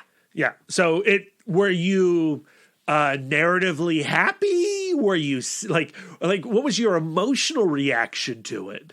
I was touched. I really did find it to be a beautiful scene. And I would have loved for Sir Robot to have the opportunity to redeem himself. Of course, I want to see every character end happy. I would love to see the Will end happy. But I do think that last moment with Marko did fill that void for me, did satisfy that, okay, he at least, through Marko's kindness, died believing that there is goodness in the world. So on this read for me, that sequence, experiencing that final sequence for Sir Robot, and actually experiencing you describe it just now, for me, when Marko extends the chance that Sir Robot wasn't actually, selling out his family. When he gives Sir Robot the benefit of the doubt, by Marko giving Sir Robot the benefit of the doubt, the reader, me, I give Sir Robot the benefit of the doubt. And the first time I read that, I went, oh, Robot, back to your old ways. This time, in my headcanon, he was never going to do what he looked like he was going to do. I think that he could have done it or not done it. I think that in that moment, he was just trying to survive that moment. Sure. And he goes like, hey, I'm willing to give you Hazel, and I'll say that now, and then when I'm out of this life or death situation, I will then recalculate. And I was also thinking about, what if Alana had arrived before Sir Robot? Oh man, he'd be screwed. Yeah. He would be so screwed. Yeah. Because Alana does not live by the nonviolent principle. Right. She doesn't mind defaulting to it, but she's never fully bought in, which makes me wonder now, after Marko, where is their familial stance going to be on that principle? Yeah. And we're 3 issues in, and I don't think we can necessarily answer that question yet. Well, like 3 issues in, she's clearly made a lot of compromises. Yes. Okay, all right. So the final issue, Saga 54, is a fight issue. And it reads very quickly. Like this whole volume reads quickly, but this final issue, you are at Marko's death before you know what happened. Chapter 54 opens with Hazel narrator explaining that Marko was one of those people who was hit as a kid with caveats, like only when he deserved it and never that hard. Like, so it was always a decision to spank. It wasn't like a spanking out of anger. That was actually how I was raised. That I was like, generally the way we like talk about it now is like we were swatted. Like, and I do sometimes wonder, like, because I can think of 4 instances where I have hit another person. One time it was to teach a lesson. 2 times it was out of comedy. And one time it was out of anger. And that was when I hit a kid in the head with a rake. And he ended up having to go get stitches. And it wasn't a decision where I'm like, I'm going to hurt this kid. I want to send this kid to a hospital. It was more like, I'm going to teach him not to bully me. And you did. And he did. Well, he did again tease me about it in high school, and he says like the reason I'm doing so poorly in school is because I was hit in the head with a rake. And I do wonder if I thought that hitting someone was a solution to a conflict because I was swatted. And, you know, like, I don't know. And it was something that stopped by the time, like I would love to discuss with my little brother, like, does he remember getting swatted? I don't know. But anyway, but they agreed in the raising of Hazel, they would never hit Hazel. Underneath that narration, we have the conflict between the Will and Marko playing out. So the Will's lance has been shorting, and he goes to kill Marko with it, and it doesn't work. And Marko sees that the Will had made the decision to kill him, and he goes like totally red. Fiona Staples replaces the background with just blood red. He hits 10. And Marko begins choking the Will. And then we get this montage of the Will remembering all of the times that he has been choked. They fly off the cliff. Marko tackles the Will. They fly off the cliff and they crash into Eont's jellyfish spaceship. And while the Will is being choked, he reaches for the controller that runs the ship and he launches. And from the shore, Alana, because of their engagement ring that makes them like psychically linked, she can feel Marko leaving. And is in danger. There is some fisticuffs. Marko chokes the Will, eventually unconscious. And he goes to behead the Will using that shield that he got on Gardinia, but when he sees that the Will is unconscious, he decides not to. And he goes to look at the window at Jetsam getting smaller and smaller, and while his back is turned, the Will stabs him through the heart. And of course that's done on a page turn. It's a full page impaling. And then the next page is what? It's 5 panels of Marko succumbing to his wound, tumbling to the ground, looking up at the ceiling, and having one last vision. A memory actually from Jetsam where Hazel is building a sandcastle on the beach, and she just calls out like, "Daddy, I love you." And he goes like, "I love you too." And it's clear that she is looking for comfort for something. That's actually something I do a lot when I'm feeling like some kind of anxiety. Like I'll just like go like, "Brad, I love you. You're great." And Brad's like, "What are you thinking about?" But she asks about the day that she was born. And she goes like, did mommy really number 2 all over you? And he goes like, mommy didn't just number 2 on me. She number 2'd on everything. And Hazel goes like, and it was the happiest moment of your life. And I love how that's how she contextualizes it, because shit got like number 2 getting all over everything is in most cases a terrible situation. But like the idea that can happen and you can still be the happiest you've ever been in your life, like to a child, like that must be so tremendously happy. Revelatory. The idea of it has to be revelatory for Hazel. And then Hazel goes like, does that mean that I will never, ever, ever be the most happy you can ever be? And he's like, what are you even talking about? And she goes like, I know that I never want to have kids. And he's like, are you sure? Why are you even, you're like 10. Like, why are you thinking about that right now? And she goes like, I just kind of know. Like, I am a person who has also like kind of always known that she didn't want to have kids. Like, I never played with like babies as a kid. I would always play with like stuffed animals, and they were always my peers. Like, I was never like, I'm the parent. Occasionally I was the teacher, but I was never like, I'm the parent and you're my kid. It was always like, you're a teenager and I'm a teenager and we're going to be teenagers forever. And I've really accomplished that.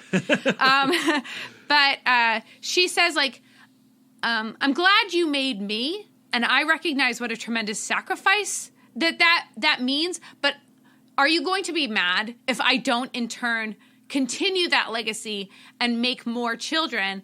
And he goes like, the only thing that matters is that you continue to be kind. Like, Brad is watching my face because I am starting to cry. But like, so to him, legacy doesn't necessarily just mean children. Like, the important thing is that you make something and you create something. And I think about that Harvard study about the cascade of cooperation. And that's really what Marko wants to see in the world. He wants to see his child be kind and in turn help other people be kind, to create the kind of change that I think that would be really meaningful to Marko as a person. Yeah, and I think, not to get too far ahead of ourselves, but in the 3 issues that follow this one, we see Hazel take the first steps in possibly creating something else. Not necessarily a life, a child, but taking the first steps on her journey to creation. And her choice, her life's work is actually, I think, foreshadowed by the existence of this comic. In the previous issue, when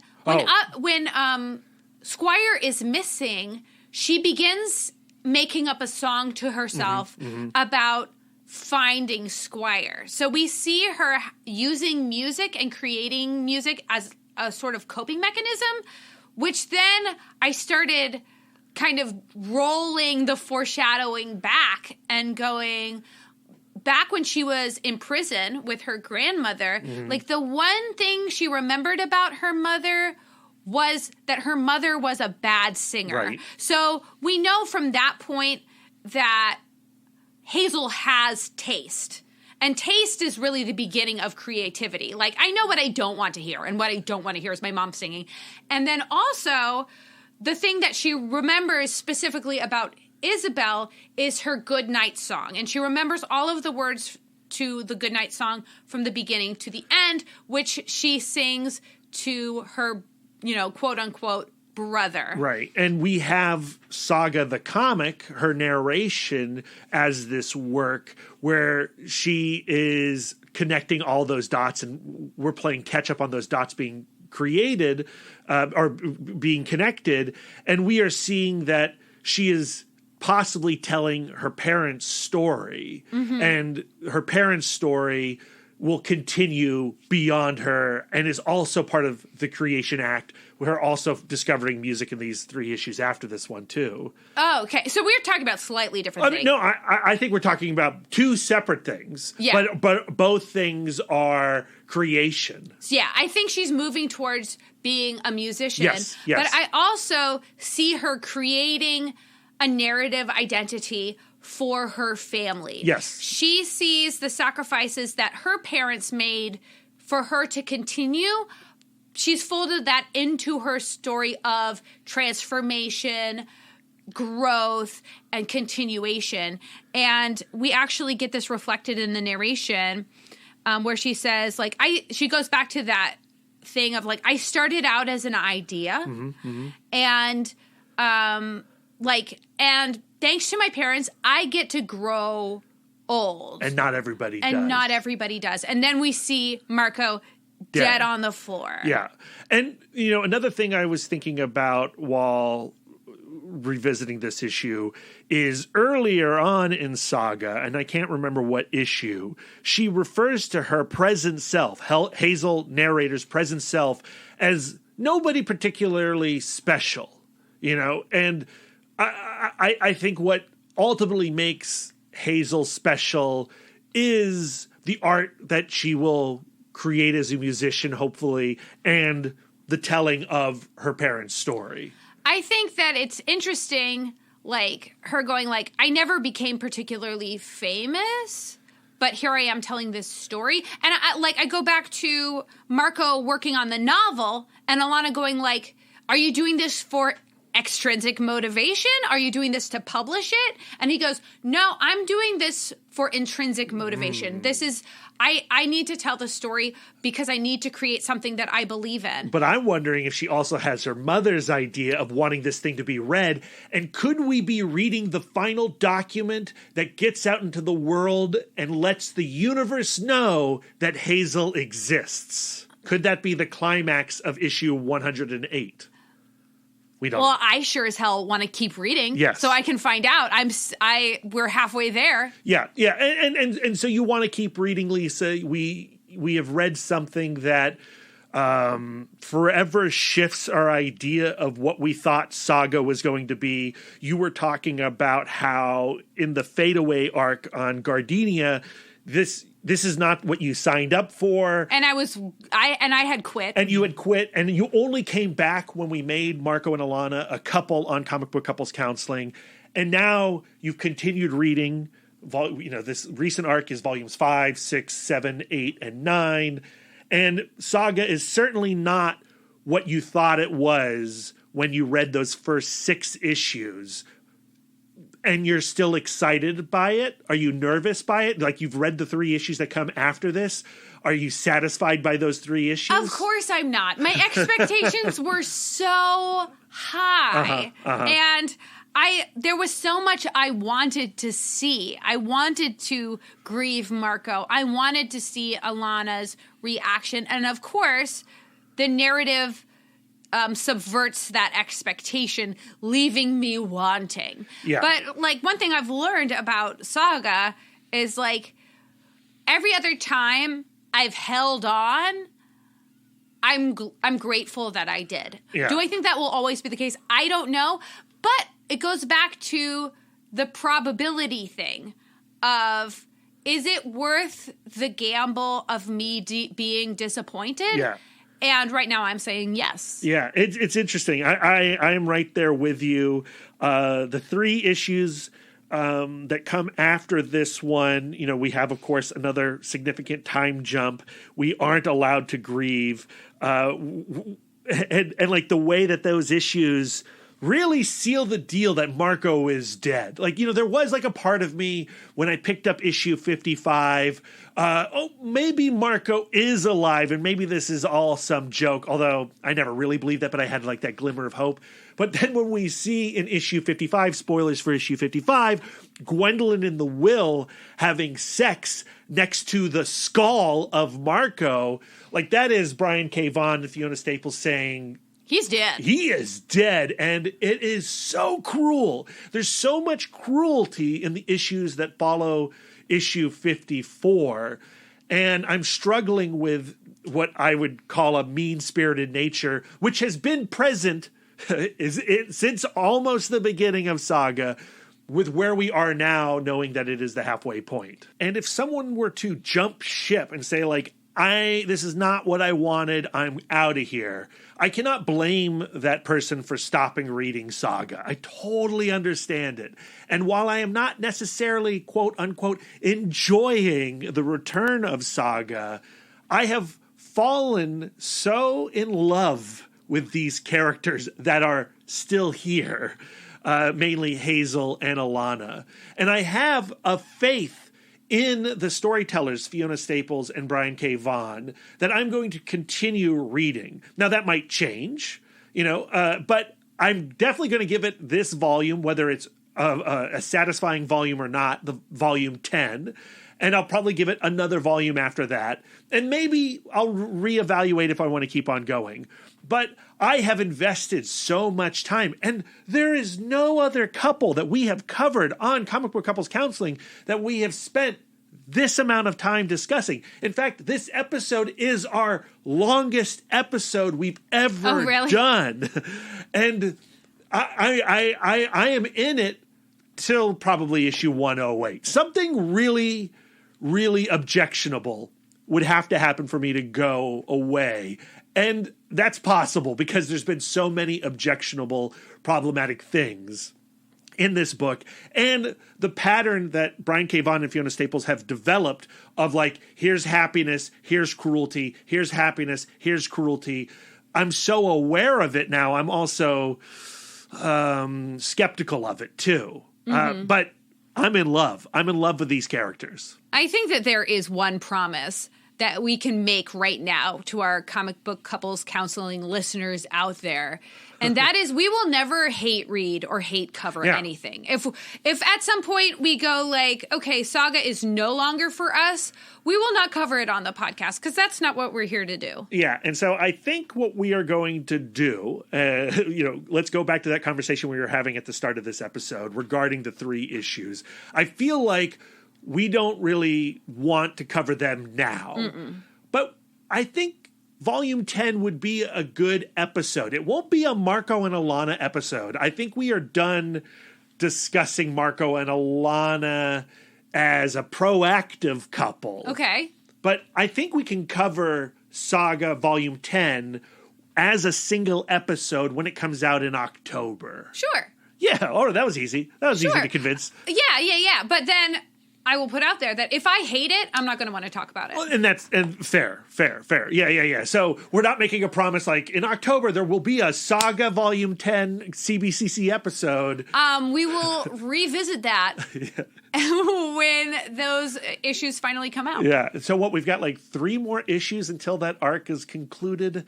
That's a lot. A lot's got to happen for me to be like, yeah, that Saga is back, baby.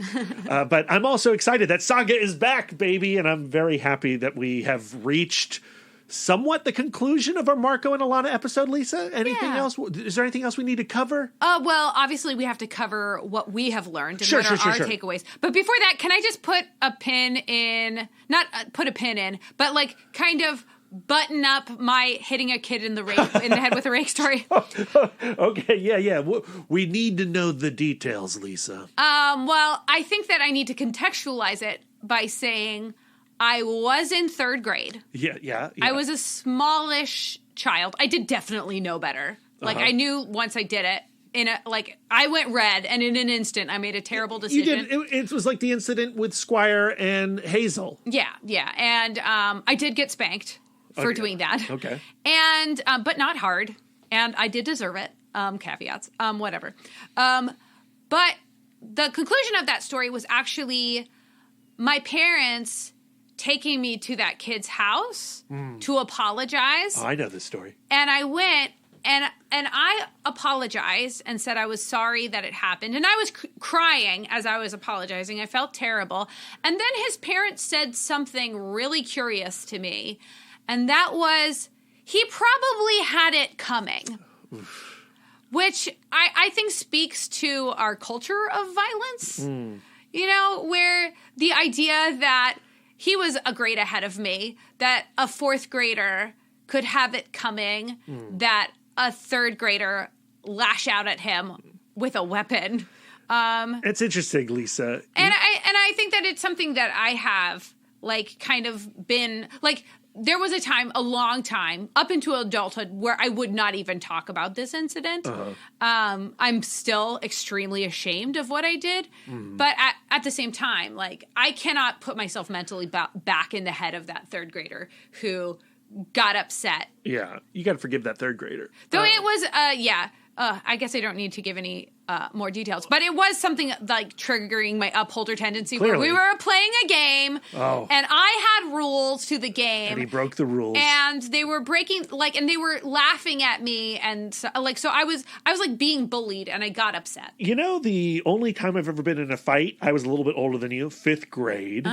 I won't name the kid's name, but it's a name that's always burned in my head. The one big fight I ever got into was on the schoolyard in recess. We got into a fist fight, and a fist fight that became like a tackle, wrestling match on the ground. And we didn't like severely hurt each other. Like no weapons were used like a rake. But I was taken to the principal's office afterwards.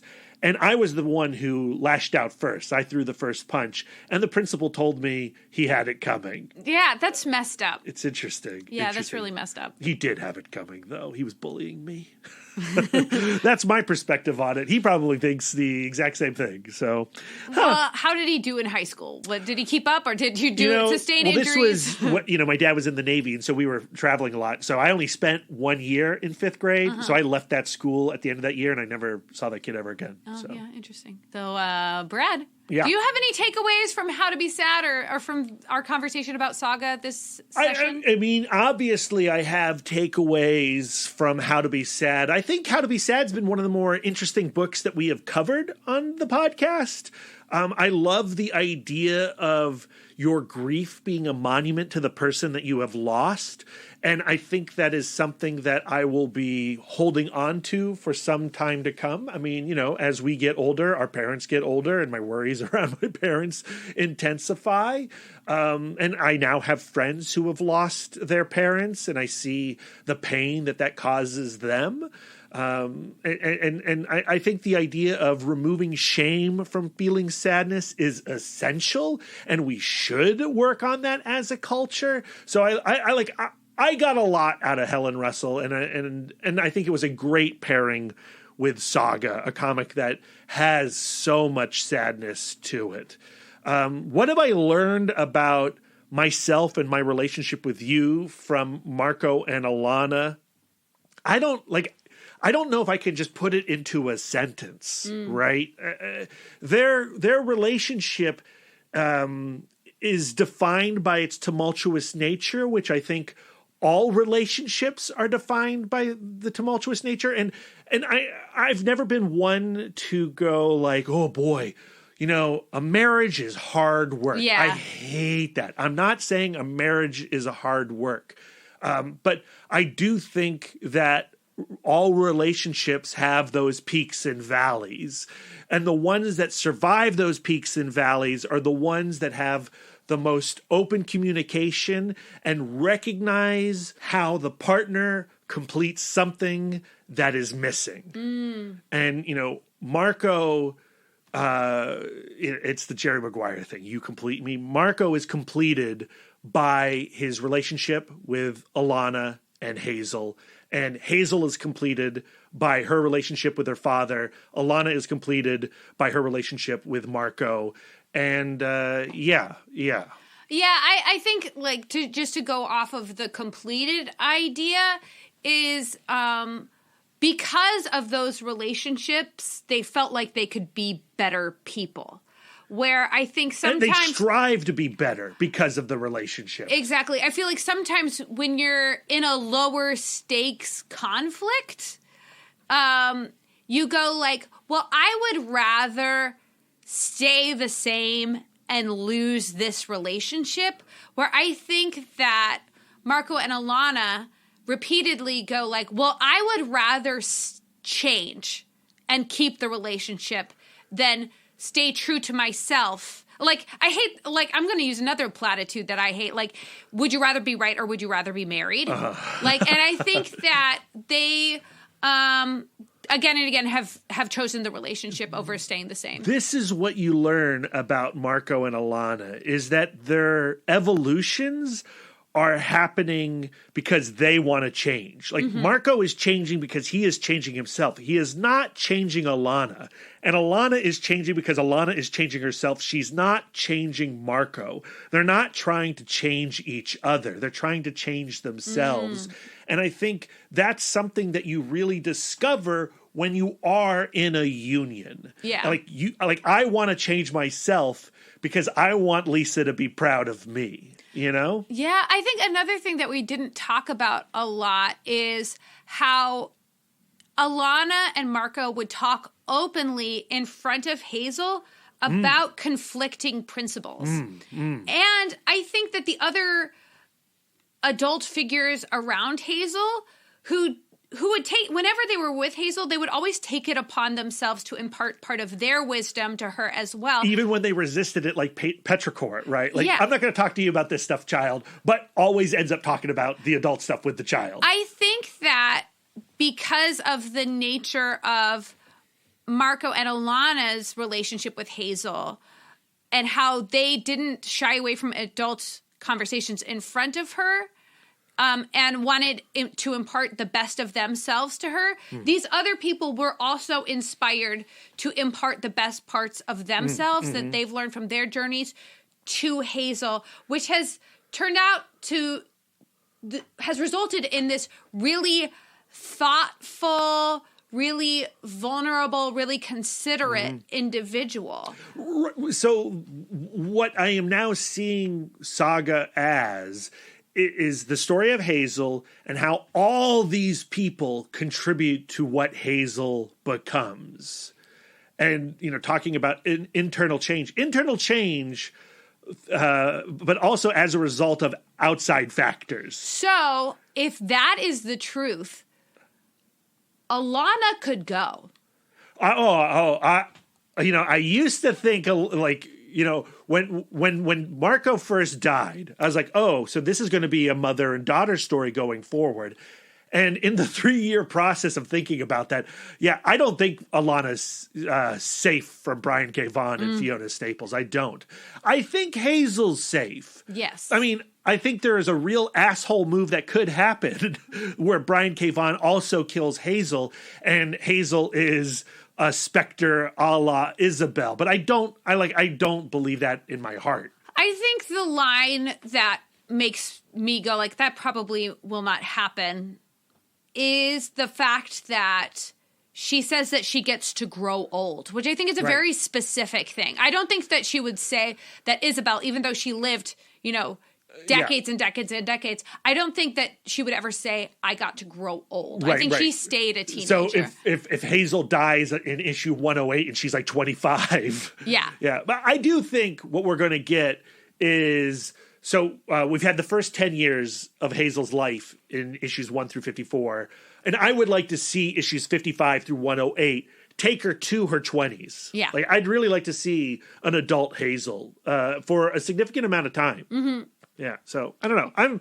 I'm excited by Saga, but I also recognize that Saga tortures me and makes me anxious and uncomfortable frequently.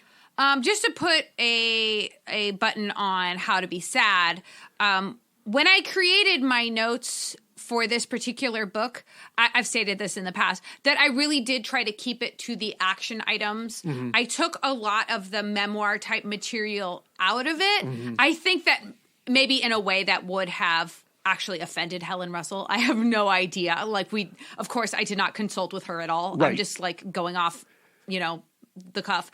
But another issue that I kind of took out of the conversation about how to be sad was some of her alarmist kind of judgmental things that I felt like she was saying about things like going to therapy or taking SSRIs. Like, I think that she's saying that, like, in a lot of different chapters, she would say, like, if it wasn't for anti-sadness culture and my being raised in an anti-sadness culture, maybe I wouldn't have had an eating disorder. Maybe I wouldn't have had anxiety. Maybe no one would have an eating disorder. Maybe no one would have anxiety. Yeah, it's a pretty big claim. And to me, I have a quote that I've pulled that I think is pretty indicative of my personal issues with how to be sad, if you'll just indulge me. Sure. It's not long, but here's the quote. I'm quoting Helen Russell. "The goal is to feel good sad, helpful sad, and change prompting sad, and to give ourselves a fighting chance of stopping normal, healthy sadness from tipping over into something more serious." So I do agree that when we are sad, we do want to be good sad, helpful sad, change prompting sad. But like, I think that we can do that while taking out the kind of like, and if you do sadness wrong, you're going to fall into these pitfalls.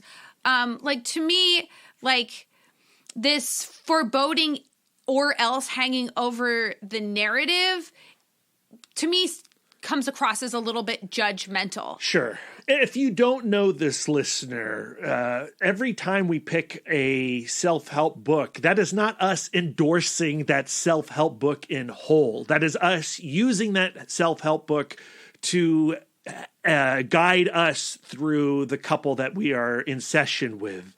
And so we can read something and go like, oh, we don't like all of this. We're going to pick and choose. Yeah, and I mean, and that's the same with like, Saga. Like, we'll read something in Saga and we go like, we don't necessarily agree with that, but we'll take from that, like, what we want to learn. Like, so from How to Be Sad, I am taking the idea of destigmatizing feeling sad and looking into the research that supports feeling all of your feelings.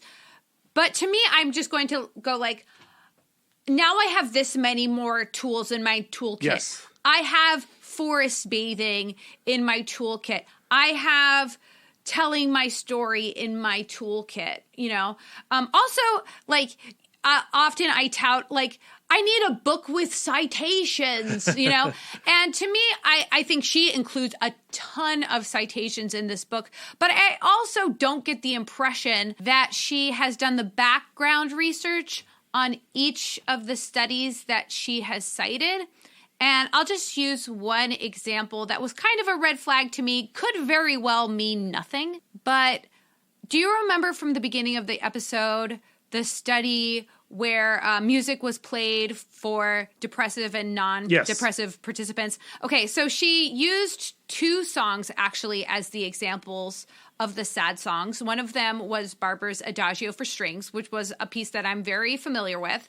But then there was another piece that she said in her book that I had never heard of. So I went to research that song and I couldn't find it. And I was like, but all I could find was articles that were citing that same study. And so I'm like, why can't I find on all of the internet this one song? And it's because the original published study that was cited by Helen Russell and all of these other people on the internet misspelled the composer's name. So I'm wondering why between her researching that paper and publishing her book, that correction was not made. I see. So, like, to me, that just goes like, maybe we're not checking our work in every single instance, which she's not an expert. This is something she's doing for her own edification, but at the same time, she's making conclusions for all of culture. So yeah, just a little food for thought. Yeah, and I would extend that food for thought to everyone listening when you are hearing us babble on Comic Book Couples Counseling, that we're not experts, which is why we go to love experts in the first place, and they're not always experts. We're just doing the best that we can, just like Helen Russell. Though, if you want a comic book podcast with an actual expert, you can listen to Capes on the Couch. Just throwing that out there. Oh, well, look at that. A plug at the very end for Capes on the Couch. Lisa just guested on it as Doreen on their 150th episode. And I was honored to do so. Yeah. And one of the hosts of that show is an actual psychiatrist, which gives another layer to character analysis, Yeah, to say the absolutely. least. It's a great show. It is. All right, I think that is going to do it for us. Thank you, everyone, hanging out with Brad and Lisa, talking Marko and Alana and how to be sad.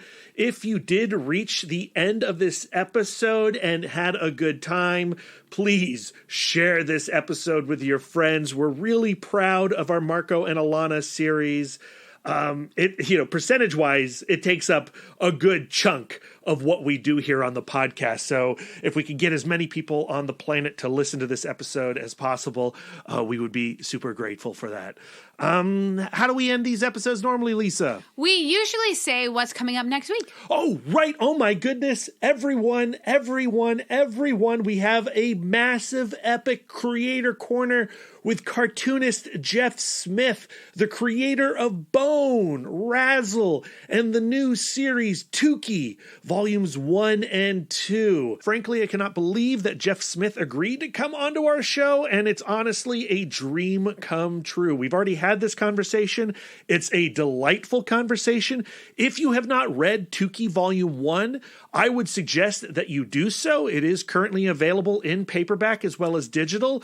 It's a delight. That being said, it is a spoiler-free conversation. So if you are on the Tukey fence, we will just lightly tap you over with this conversation. We are, but I do think you're going to enjoy the conversation even more if you have read Tukey Volume 1. You'll enjoy life more. Yeah, I don't want to, tell anyone not to listen to the podcast because they haven't read a comic, but guys, go get Tukey. And then Tukey Volume 2 really kicks it up a notch. Love these comics that Jeff is putting out. And after that, we will be starting our next couple series. Yes. And it'll be Angela and Sarah. Oh, yeah. Much loved couple amongst our listeners. A couple that people have been asking us to cover since the very first year of Comic Book Couples Counseling. Specifically Jamie and Max. Yes, it's finally happening.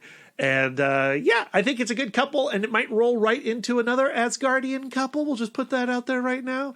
A lot of good comics conversation in your future. Okay, Brad, can we wrap this up? Since revisiting Saga Chapter 50, there is some stuff I'd like to try. You don't have wigs. Yeah, well, I imagine with some kind of a strap. No, we don't have straps. Also, I don't have muscles.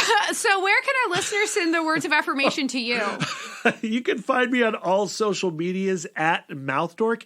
If you have words of affirmation for our logo, you can send them to Aaron Prescott at A Cool Hand Fluke. And if you have some words of affirmation for our radical banner art, send them over to Karen Charm at Karen_X-Men fan. Lisa, where can our listeners send their words of affirmation to you? I am always accepting words of affirmation at Sidewalk Siren on Instagram and Twitter. If you'd like to spend more quality time with us, you can subscribe to us on Podbean, Spotify, Stitcher, YouTube, Google, and Apple Podcasts.